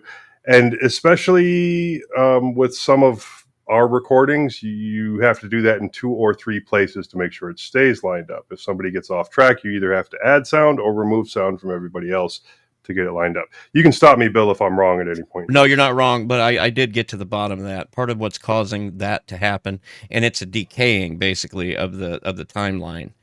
What's happening is most of us that are using these audio interfaces like a Focusrite or a Behringer or something like that, these things are coming by default at 48,000 megahertz. And Audacity, for whatever reason, is set up by default to record at 44,100. And apparently the conversion between those two is rather difficult, and so Windows doesn't seem to have as much of a problem with it, but Linux, the timing will decay forward and backwards. If you change the 44.1 on Audacity to 48,000, and I even went so far as to change the defaults for the Pulse Audio daemon to 48,000. That way it just defaults to that for everything. You get a nice steady, once you get it lined up like Joe was describing in the beginning when we all say 3, 2, 1, 0, it should stay on track. Okay. From there on out. Once you have everybody lined up, your next step is you still have your tracks separated. Do not merge them yet, because you need to go to each individual track and do a noise reduction. And that's why we do that 20 seconds of silence at the beginning. Everybody has their mic turned on to pick up the ambient noises in the room. And then Audacity has the noise filter, and you filter out all that noise from everybody's individual tracks. After that's done, it's actually easier to leave them unmerged at that point if you're going to go through the whole thing, and what you're looking for is random spikes in the middle of nowhere Like my to chair see if there was, squeaking, somebody swallowing or or coughing, a just random ting anything. from somebody moving their microphone around or something like that. And then this is if you want high quality. You do it Some enough people too. don't. You learn to recognize.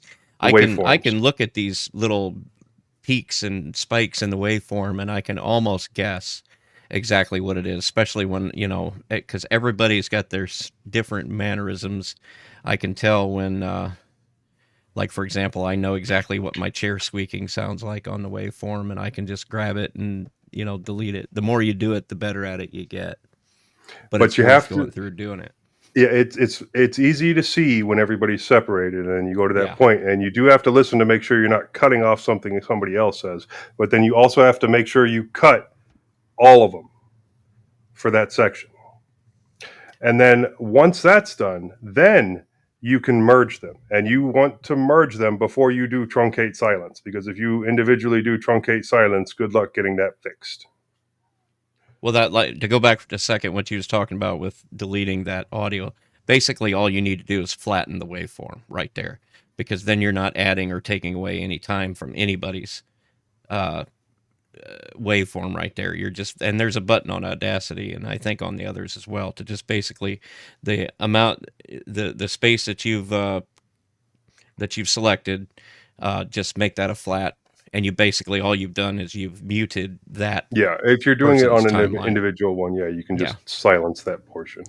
And then truncate silence will take care of the rest of it once it's all merged. But definitely merge it first, truncate silence, and then that other tool that Bill was talking about to get rid of the highs and potentially the lows if there's an excessive amount of noise at the low end. Yeah.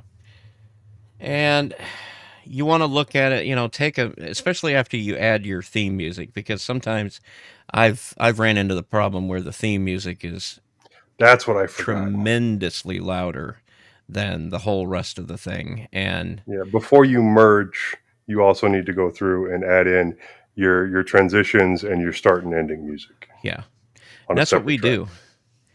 Now, it's also, and it's important also to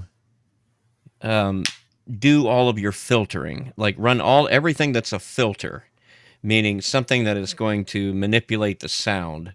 It's good to run that before you merge the tracks. And by the way, when you're merging tracks, merge them to a new waveform.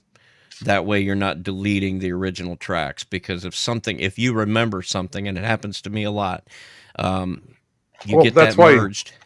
that's why And some people prefer like Reaper over Audacity yeah, because it's well, yeah, non-destructive. I've just learned that, I'll do something, I'll get the sound out there, and then something comes to me, like even after I get it published, that, oh my gosh, I forgot to do this one thing. Well, I can just open it back up, and there's the three waveforms, and I can just start over if I need to, or, well, not start over, but go back before it was merged in. So that's how I do it. But it's important to take a look at it when you're done before you export it, and make sure you don't see visible places where it gets louder and stays louder for a period of time and then goes back down. You can easily run a limit, or not a limiter, but a Normalization. normalization on that again to bring it all back within a reasonable difference in volume, because limiters do not manipulate anything except the volume. They don't do anything, or not limiters, the normalizers Normalize. don't do anything except change the volume. It's just a difference in how it handles the way it provides an even volume. Like a limiter will, or gosh, a normalizer will go by the peaks, and a loudness normalization goes by either the perceived volume or the directly from the RMS. And so Right, it's, and I think blocking out the bottom end is called a noise gate. well, the noise gate is when you are literally just taking, okay, so you got this concept in sound of an attack and then a sustain and then a decay. And if you think about sound in terms of like a loop that goes upwards, your attack is the first thing, the first experience of that sound is the attack. And then you've got a sustain, which is most of what you hear. Like when I'm making an S sound, the E sound of that would be, Sibilance. Oh, yeah, the semblance would be more of the essence. sustain, and the attack is more of the that kind of thing. So you've got that concept. What you can do with a noise gate is say, okay, I want to take everything that's got a sustain lower than such and such value, and I want to block that out. And I want to block out everything that doesn't fall within a decay angle of such and such volume. So what you can do with a noise gate is you can play with it to get it to sound just right, and you will have to play with it because different people's voices are different, and you can use that to kind of block out everything that the noise reduction didn't get. Um, and it's even a good tool to get rid of echoing and things like that you'll get if somebody's got a pair of headphones on that's too loud and they get their ear too close to the microphone sometimes, and you'll get some echoing, and then you can use the noise gate with some pretty aggressive settings to block out everything that doesn't have a really visible peak and trough to it. And there's a lot of settings to a noise gate because you're basically telling it, block out or reduce, either block or reduce everything that doesn't fall within this certain matrix of information, so to speak.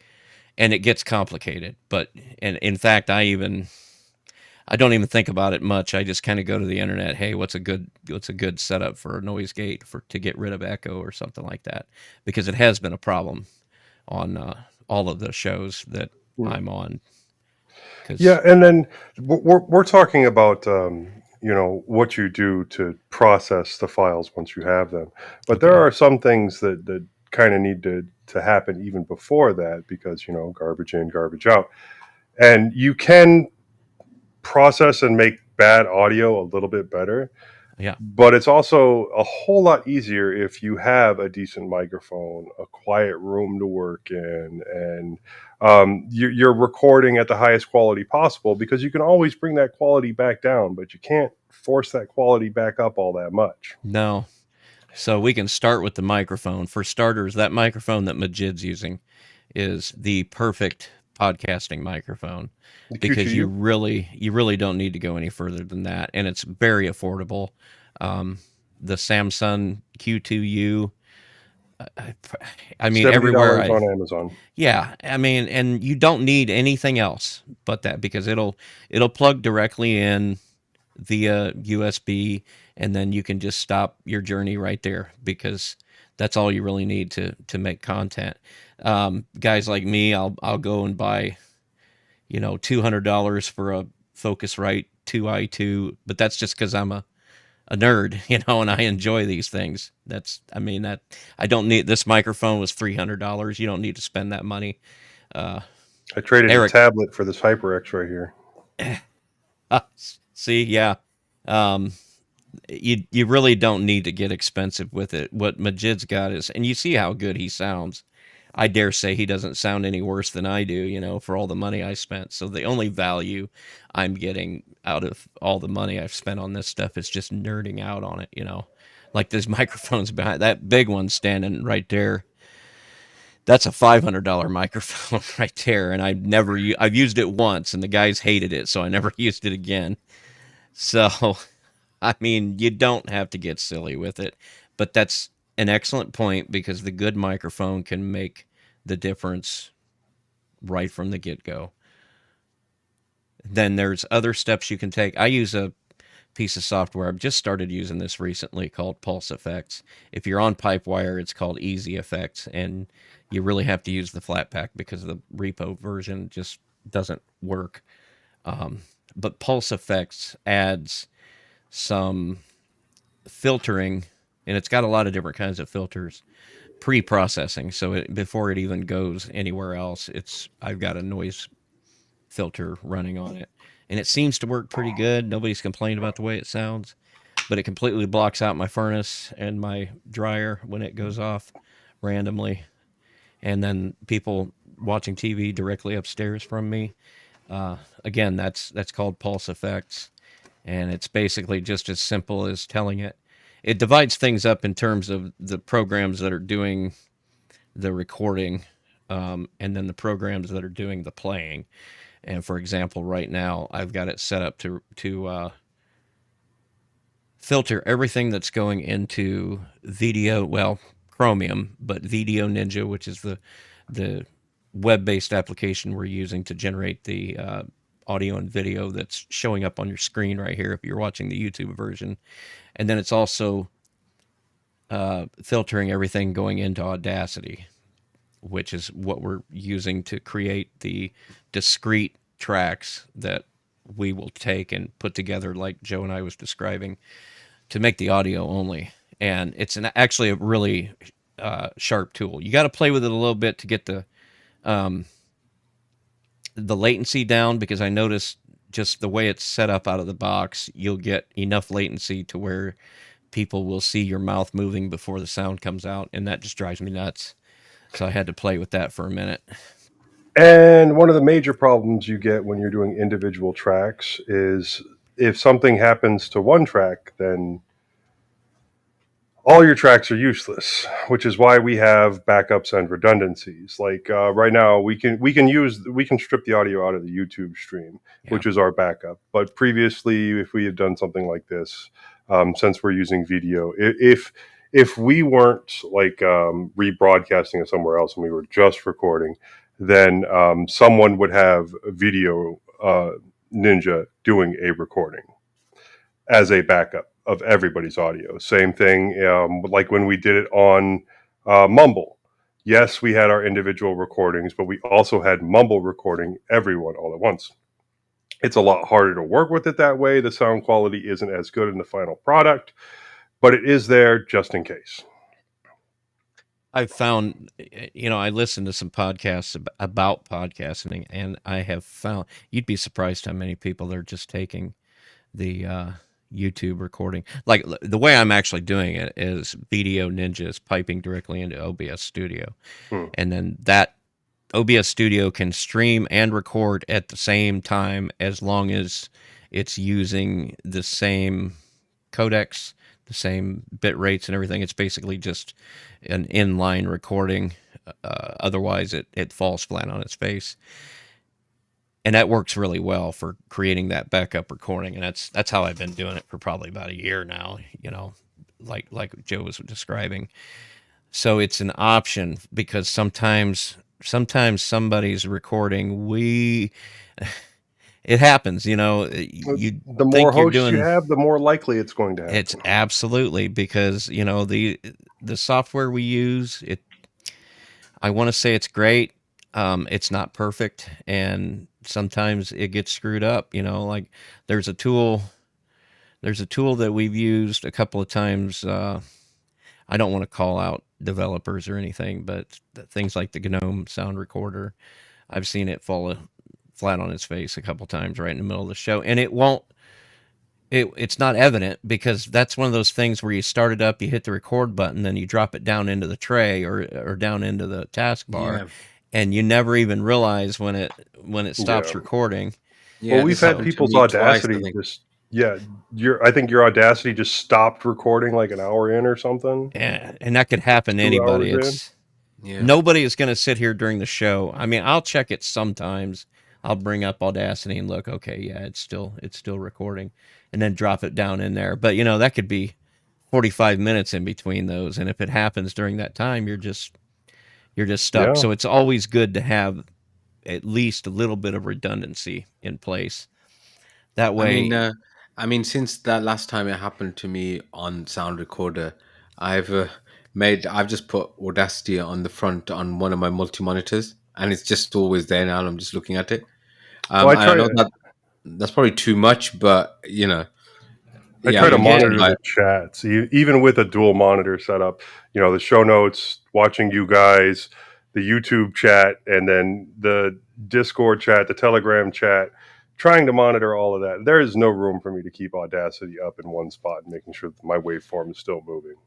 I've got 4 monitors here, and every single one of them's got something on it to try to keep my eye on it enough, and it's impossible to be on top of everything 100% of the time. We try, but it's why we have redundancies, because you will inevitably run into times when 1 or 2 people have the last episode, I don't know if it was the last one or the one before, I actually had to result, or I had to go and use the YouTube recording because somebody's Audacity recording was just too awful. yeah, I think that was the last one. Yeah, because yeah, I remember that It was the one that conversation. I had hosted, and then like my connection to the internet had gone wonky, and so I know like the YouTube download had to be pretty chopped. Yeah, and that's why I stopped. When I'm doing it, I could download it from YouTube after the fact, but I can get if I'm just recording it at the same time with OBS, I get a better That's what I'll do next quality. time. Yeah, it's just better quality wise, and it really does. As long as you're using the option that says to use the stream encoder, it doesn't use any more CPU. Now you're going to end up with about a 10 gig video file because we're streaming at about nearly 9,000 kilobytes per second, off to YouTube for some reason. All right, it's video and audio, so I'll have to Yeah, strip well, I out mean, the audio is audio. 160 of that 9,000, and then video is the whole rest of it. But then when you download it back from them, you're getting like less than 2,000. So, like, what are you guys doing with that other 7,000? But they would probably say that a lot of it accounts for signal loss, and I don't know, whatever. Whatever. Yep. So, um, yeah, it's so. But I think the most important thing to take away from the last 10 minutes is to have a good microphone, because we've had people on the show, bless their little hearts, that have tried to get by with a laptop built-in microphone, and it's not good. It's not Oh, good. we give them such a hard time about it Oh, too. it's just not Look, good. if you're going to come on here with like really, really garbage microphone, we're going to let you know. You're gonna know, man, multiple times, and I mean, if you want to sometimes, tell us beforehand that you need a microphone, one of us will send you a microphone. One of yeah. us will send you a headset. I mean, I've If got 1 or 2 you extras. if you're going to be on the show, we're going to send you decent. We're going to make sure you have decent enough stuff in order to participate in the show and not sound like crap. Yeah, Thanks, guys. oh, Look, it's you all got sent good. the. Hey, how'd you get that Q2U? Hey, look, I'm not disagreeing with you. No, he wants you to say it. Thanks, guys. No, Thanks no, for no, sending me the no, no, I think QTU. the point he's no, trying to no, make is if you need no. something, we will make sure you have it. Exactly. That's one way or the other. We're not just going to say your audio sucks, go fix it. We're going to try and be a part of the solution there. And in Majid's case, it was absolutely the fact was he was a fantastic addition to the crew. He had a lot of interesting things to talk about. And if it was within my power to make sure he had everything he needed, then it Got to was spend that Merc incumbent money on upon something. me. Yeah. But I mean, So it is true that, yeah, I mean, I came into this very green. I still am very green, and yeah, there is a little bit of a learning curve. And once you kind of, I think, so when I was talking earlier about the fact that I might be starting another podcast, it was interesting because the guy I was speaking to, he was doing literally exactly what I used to do, recording things on his phone, doing the interview this way and that way, and I was kind of like, no, no, no, if you want to do it properly, you have to do it properly. And I thought, I've become that, I've got to that stage now where I can see that yes, it's a very low barrier to entry now compared to before. But if you want to have good content, you do have to invest a bit, whether that's investing your time in learning how to do these kinds of things, investing your money in getting, the right equipment, or whatever it might be. Yeah. You can make something quickly and easily, whereas in the past you couldn't make it at all. So that's a good thing. But if you want to make it good, you still have to put a bit of thought into it. Interestingly, that Q2U you're talking on right now, you get a USB wire that's got the mini USB that plugs into that on one end and the USB-C on the other, and it will plug into an Android phone such as my Note 10 Plus and work perfectly. In fact, when we're at the truck show, one or two of us will walk around all of the exhibitors in that and do impromptu interviews, and we're using that very setup, and it sounds as professional as you would get, and it looks great because these phones, I mean, the cameras are just phenomenal in my opinion. Even the Note 10 Plus being a few years old now, I think, would that come out in 2018? 5 years, more than Yeah. 5 years now. That's the versatility you have with that microphone, so you can, even if you had to do something like that, you could make a decent product, because you've got that particular microphone's got all the preamp and amplifier built into it, so it really doesn't need anything else. I mean, audiophiles will disagree, of course, but I mean, until one of them goes and buys me It's a good starting point. it I absolutely mean, is. there are cheaper ways that you can go as long as you have a proper like USB sound card. You can use a decent 3.5 millimeter microphone. It's not recommended, and it's hard to make it, or actually find good quality ones that will do the job. But it is possible, and that's a lot lower cost to entry there. But that's something you do until you can afford a Q2U. Yeah. And then, yeah, and there are slightly cheaper options out there. There's an Audio Technica that's got basically the same setup as that Q2U that I think is maybe $50. So I mean, that Well, you is can another catch the option. Q2U on sale for $50 on Yeah, Amazon sometimes. You just got to keep your eye out for those sales. I've got 5 of those Q2Us now. That 3 of them I keep in the gear that goes on the road with me when we go to truck shows and that. They're the best to get hooked up and get moving, get going, right away. And the quality of sound is just Yeah, when one he's of torturing the confessions out of terrorists, that's what he uses to record it on his yeah, phone.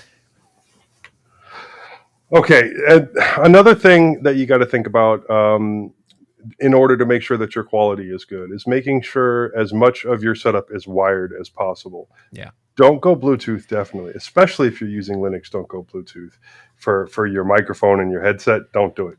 You will regret it. And then we're streaming, so sometimes you can get faster Wi-Fi than you can Ethernet, but you're not going to get anything more stable than Ethernet. So it's good to stick with that. So It is, because I run into Dave on my other show, Three Fat Truckers. He's using a laptop for the show, and unfortunately, because of where he's got his stuff set up right now, he's got to use Wi-Fi. He's like less than 5 feet away from the access point, but you still, no matter how good the signal is, you run into all of the problems that are inherent with wireless data systems, whatever. Bluetooth, when it comes to audio, you're going to have latency every now and then. It's just not what these things were designed for. If you're going to make content, you're going to want everything to be wired up that you can. And Bluetooth and Linux have never really seemed to have gotten along real well for some reason. So Yeah, it's always I've been a all but problem, given up hasn't on it? it. Yeah, pretty the same here as well. I mean, I was using it. My one laptop that I take on the road, I was using, because I've got one of these Logitech M. What is this, Joe? It's an M. M50. Um, and I had one. It's got two channels. One was going out to the dongle, and the other one was going to Or do Bluetooth. you have the Ergo? Yeah, it's the Ergo. Okay, so the MX Ergo. Okay. Uh, the problem is that you get an update, and then all of a sudden it just stops working again. And part of it's because it writes some line item to a config file saying that turning off the automatic activation of the card or something like that. Just stupid stuff like that just makes you want to give up on it. So I just bought another dongle and was done with it. But yeah, if you can avoid the wireless stuff, please do so, because you will enjoy uh, significantly better quality and reliability uh, with a wired solution. I don't know what else have you run into, Majid, that you have been unsure about. Um, I think it's just a lot of the tools and things, and also how to deal with if you've got a guest, for example, who isn't as technically minded. You know, how to kind of um, improve their audio quality and stuff like that. I'm talking about like on the day. Do you know what I mean? Just things like that, really. I think Audacity does have its own learning curve as well. I mean, this was part of the reason why I was using Gnome Sound Recorder, was because it's a very simple app. Yeah. You know, yeah, and I think it takes some time to kind of get with it. What about these kind of other apps that you have, like Tenacity and stuff like that? Are they So worth Tenacity is looking? basically Audacity. There isn't a whole lot of difference at this point. That may change in the future because they did fork recently, Hmm. so it they could get. forked back at like version 2.4. Yeah. If you're using a repo version of Audacity, you wouldn't notice a huge difference. But if you're using a Flatpak version, they forked back before Audacity started using the real time filters and all that kind of stuff. Hmm. And I don't know if you liked Audacity before it got basically, yeah, that's it. Before they got bought by the Muse Group, that's what Tenacity is, with a little bit of theming changed on it. Um, I've I tried to switch to it because everybody knows the moaning I've done about Audacity. Um, Do you have problems with Audacity? Do you, Bill? well, I did. I've just learned to ignore them. Um, Tenacity, I notice you'll have if you try to play the audio that you recorded with Tenacity, I noticed I was getting pops and clicks in it.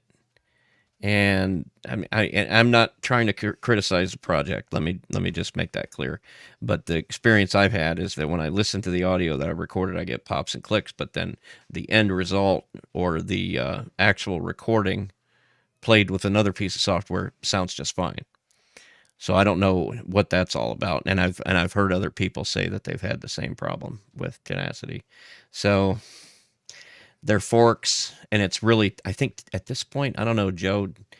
Do you know any others that have maintained? Because Tenacity seems to be the only one that has. Yeah, that's the only one. I know that a couple other forks at the same time, but it's the only one I can really remember because I think it's the only one that really stuck around. I Yeah, know I have Tenacity installed on this machine here, but I always end up defaulting to Audacity because that's what I'm used to. yeah. And if you're used to the older repo version of Audacity, you would get along fine in Tenacity. Um, I want to keep up with the project because it seems to be well maintained. I'm on the Matrix room, and I see basically their entire uh, distribute their development work that they do when they're talking to each other. I'm seeing that all the time, all day long. This thing's going off, so they are working on it constantly. So it would be interesting to kind of follow the project and see the direction they go, because they seem to have some slightly different goals from the Audacity project. Because Audacity seems to want to, when version 4 comes out, God knows when, it's supposed to be more akin to the full-featured digital audio workstations. And it'll be interesting if Tenacity kind of just says, okay, well, we're not going to go that route. We're going to keep with the simple, audio editor / recorder kind of workflow that everybody's been used to with it. But yeah, the part of the question was what to do when someone comes on and they're a guest, and this is your first time hearing them, and how do you improve their quality then? Well, the answer is you don't have that be the first time you hear them.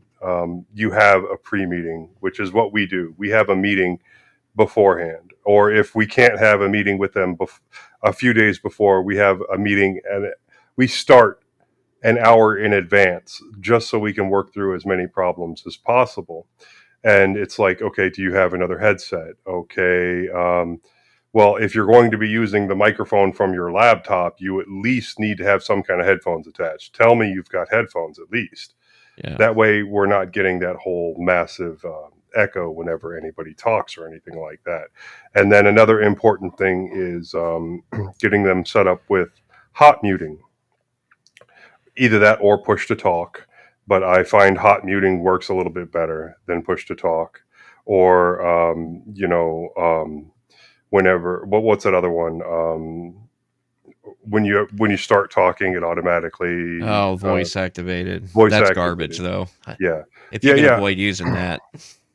You can use voice activation if you're also using hot muting, and then that works out okay. But you cannot just leave voice activation on. In case a noise happens in the background or something when you're not talking, you don't want that in the audio. So get them on early. Find the best gear that they have. Find the best setup for them that works. Definitely have to have a headset. I don't care. But if they don't have a stick mic, if all they have is like a headset mic, then that can lead to problems. But usually they'll have more than one, and you just find the best of the bad lot, and you work with that. You ask them if they have things like a USB sound card, and obviously not everybody does. But if their camera mic sounds better than the mic on their headphones, then go with their camera mic. And it usually will. Now, here's where it kind of starts to slide off, because depending on the technical prowess of your guest, you may or may not be able to effectively get a discrete audio recording of their microphone, because I have found getting somebody who really isn't all that technical, which, on a show like this, you've got a little bit better expectation. But I've noticed, like on Three Fat Truckers, when we bring somebody to talk about something that's going on in the industry, I don't even bother with, okay, so do you have Audacity? Do you have this? Do you have that? I just take, we do like Joe was describing very carefully, make the best, get them to sound the best they can with what they've got within the limitations of their understanding of the technology, because you don't want to frustrate them too. You don't want them, for a number of reasons, you don't want them flustered over, or feeling like you're treating them like an idiot because they are right. not as technically savvy as you. Exactly. And you're going to run into those guys. So I don't even bother with that. So you get them sounding as good as possible. And then you make sure some of the other things are kind of taken care of. That way you've got a good quality recording coming off of OBS or whatever tool you're using to record the show in whole.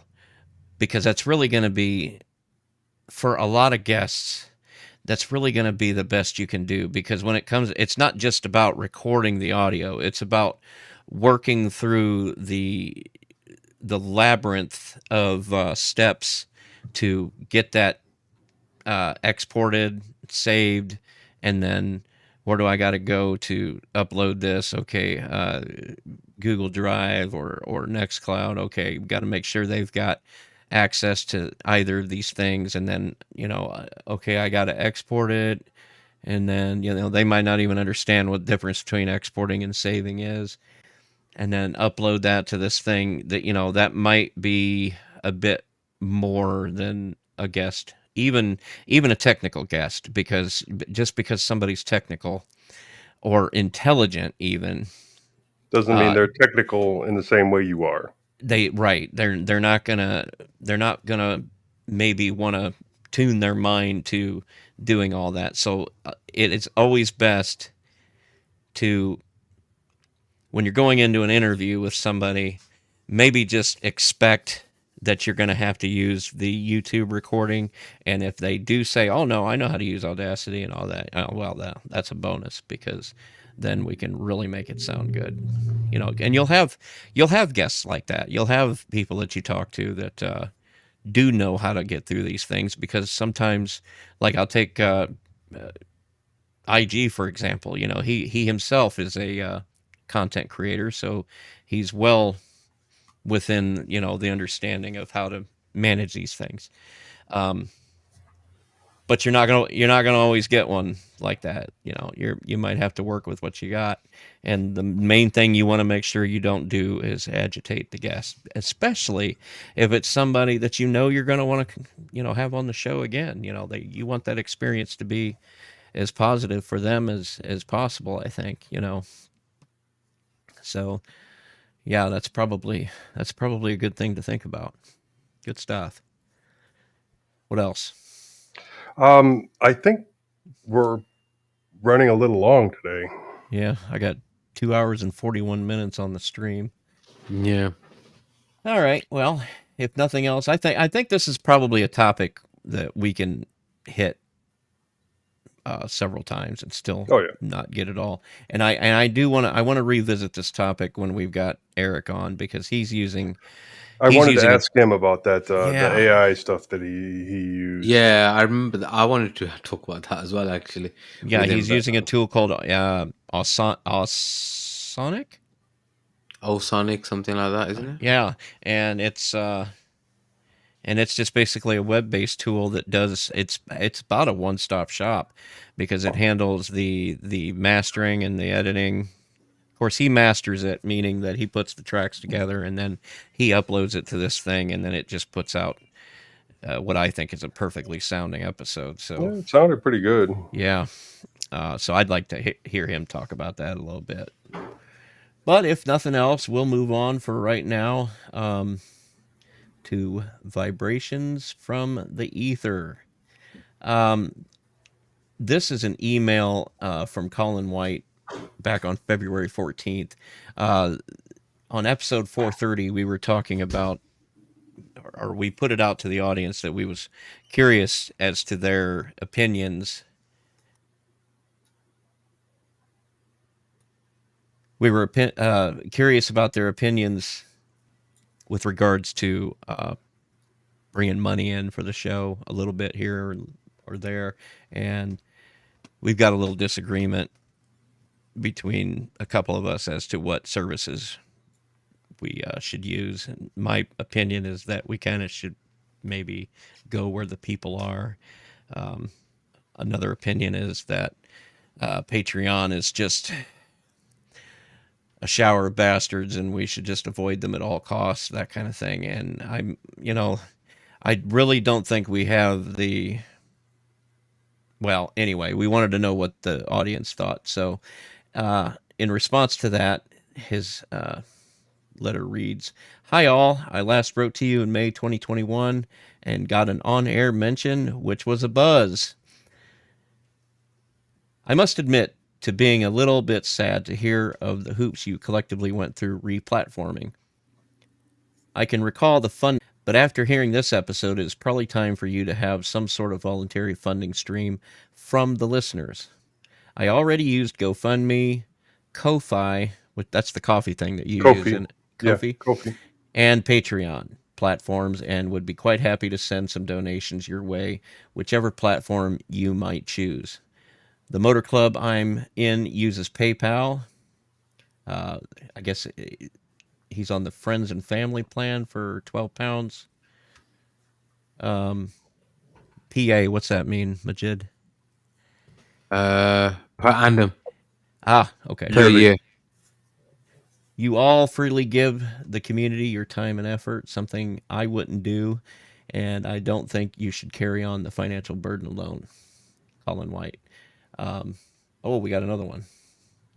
Yep. And this one was to me, so Before we move on, I just want to say, so far this is the only interaction we've gotten on the subject. I would really like to know, even if you just write in and say, it's a bad idea, don't do it. It's or I only use Patreon or whatever. I would really like to know from the audience what you think about if we was to ask for voluntary donations to the show.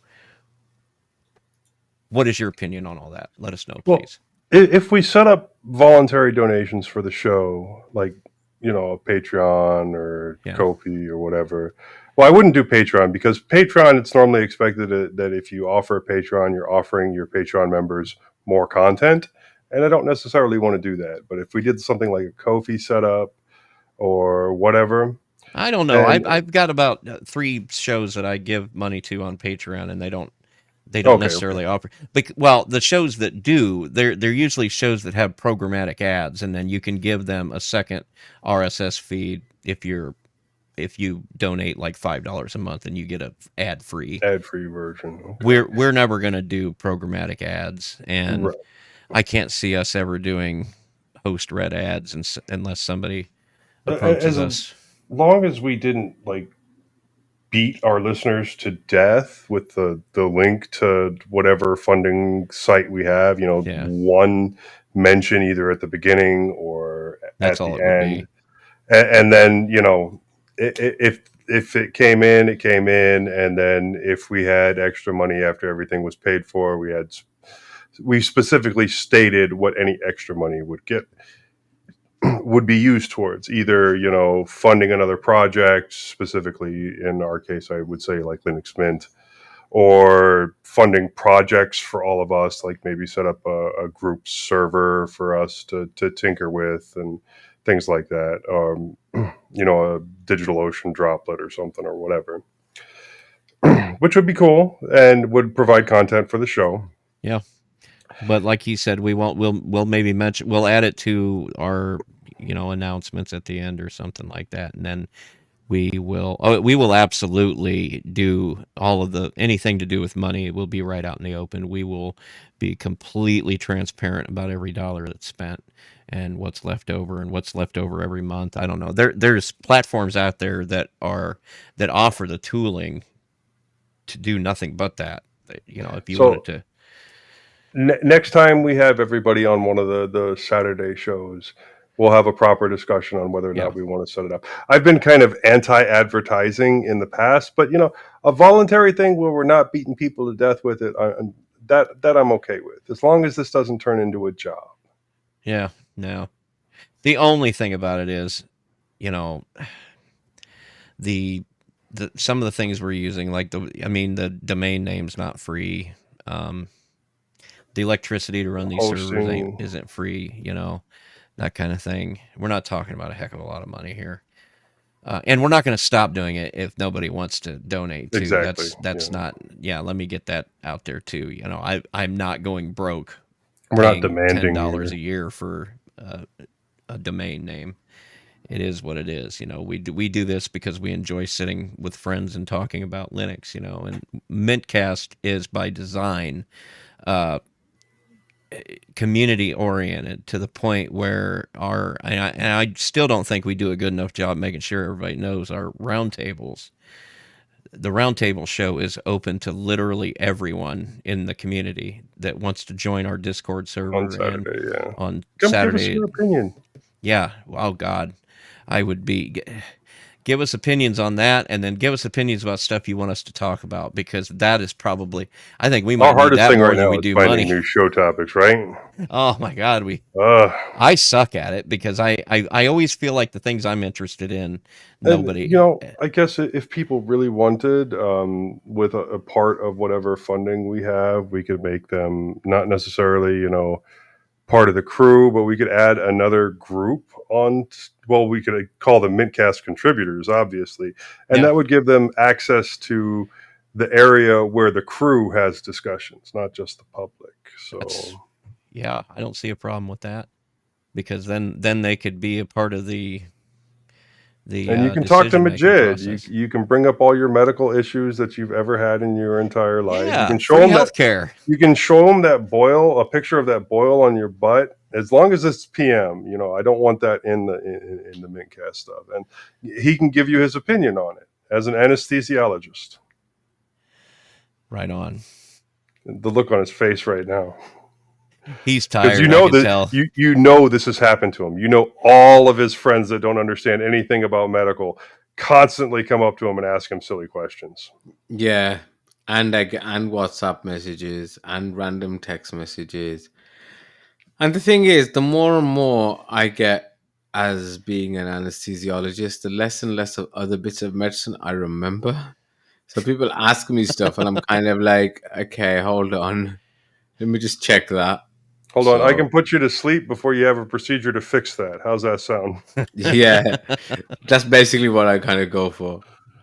All right, Joe. So what's this other letter All here? right. I did get a message to my email from Charles. It says, "Hi Joe. If it were me, I would fix the valve cover leak and not do anything with the pan leak. The valve cover, because the leaking oil stinks. Yes, it does. The pan leak costs too much. You can buy a lot of oil and not make a dent in the repair costs. Also very true. The $6,000 repair cost. Yeah, I could buy a lot of oil that way. In my day, it Cheers, was just you'd Charlie." get a can of STP oil treatment and you would pour Mhm. that in there, make sure it's warm I think you first. probably can, but I've seen some of the vehicles that have been taken apart where the oil looks like Jello coming out of the pan in the bottom. Yeah.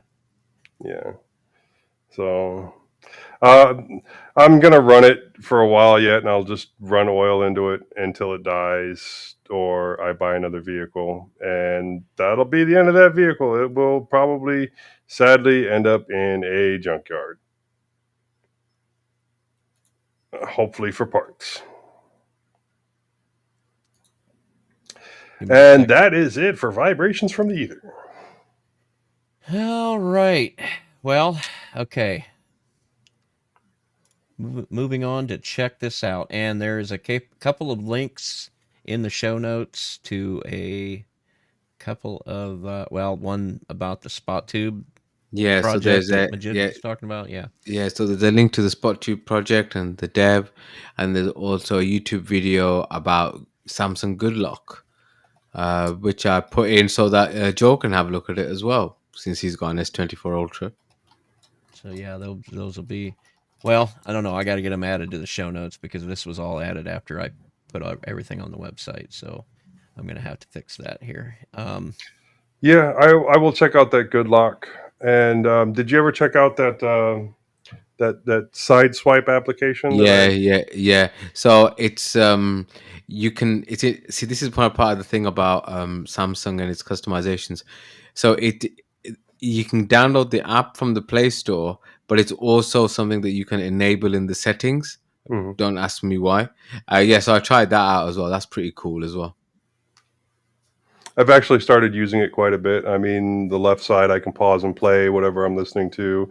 The right Mm, side I can pop up all my most frequently used apps and just quick click, yeah, no, it's a good or app. slide It up and I can do a back, slide down and I can do whatever. mm-hmm. Thus ends Check This Out. Moving on to housekeeping and announcements. Thank you for listening to this episode of mintCast. If you see something you'd like to hear about, tell us, and we mean it. Send us email at mintcast@mintcast.org. Join us live on YouTube. Post at the mintcast subreddit. Chat with us on Telegram and Discord, or post directly on mintcast.org. Next episode. Next episode will be 2 p.m. U.S. Central Time on Sunday, March 17th, 2024. And there's a link in the show notes to get that converted to your time zone. Next roundtable live stream will be 2 p.m. U.S. Central Time on Saturday, March 9th, 2024. There's a link in the show notes to get that converted to your time zone. Next roundtable live stream will be 2 p.m. U.S. Central Time on Saturday, March 23rd, 2024. And there's a link to get that converted to your time zone in the show notes. Live stream information is at mintcast.org/livestream. Wrapping up, where can we get more of you, Joe? Well, I am on a couple of other shows, in case you didn't know. I'm on the Linux Link Tech Show, which you can find at tllts.org. I'm on the Linux Lugcast, which you can find at linuxlugcast.com.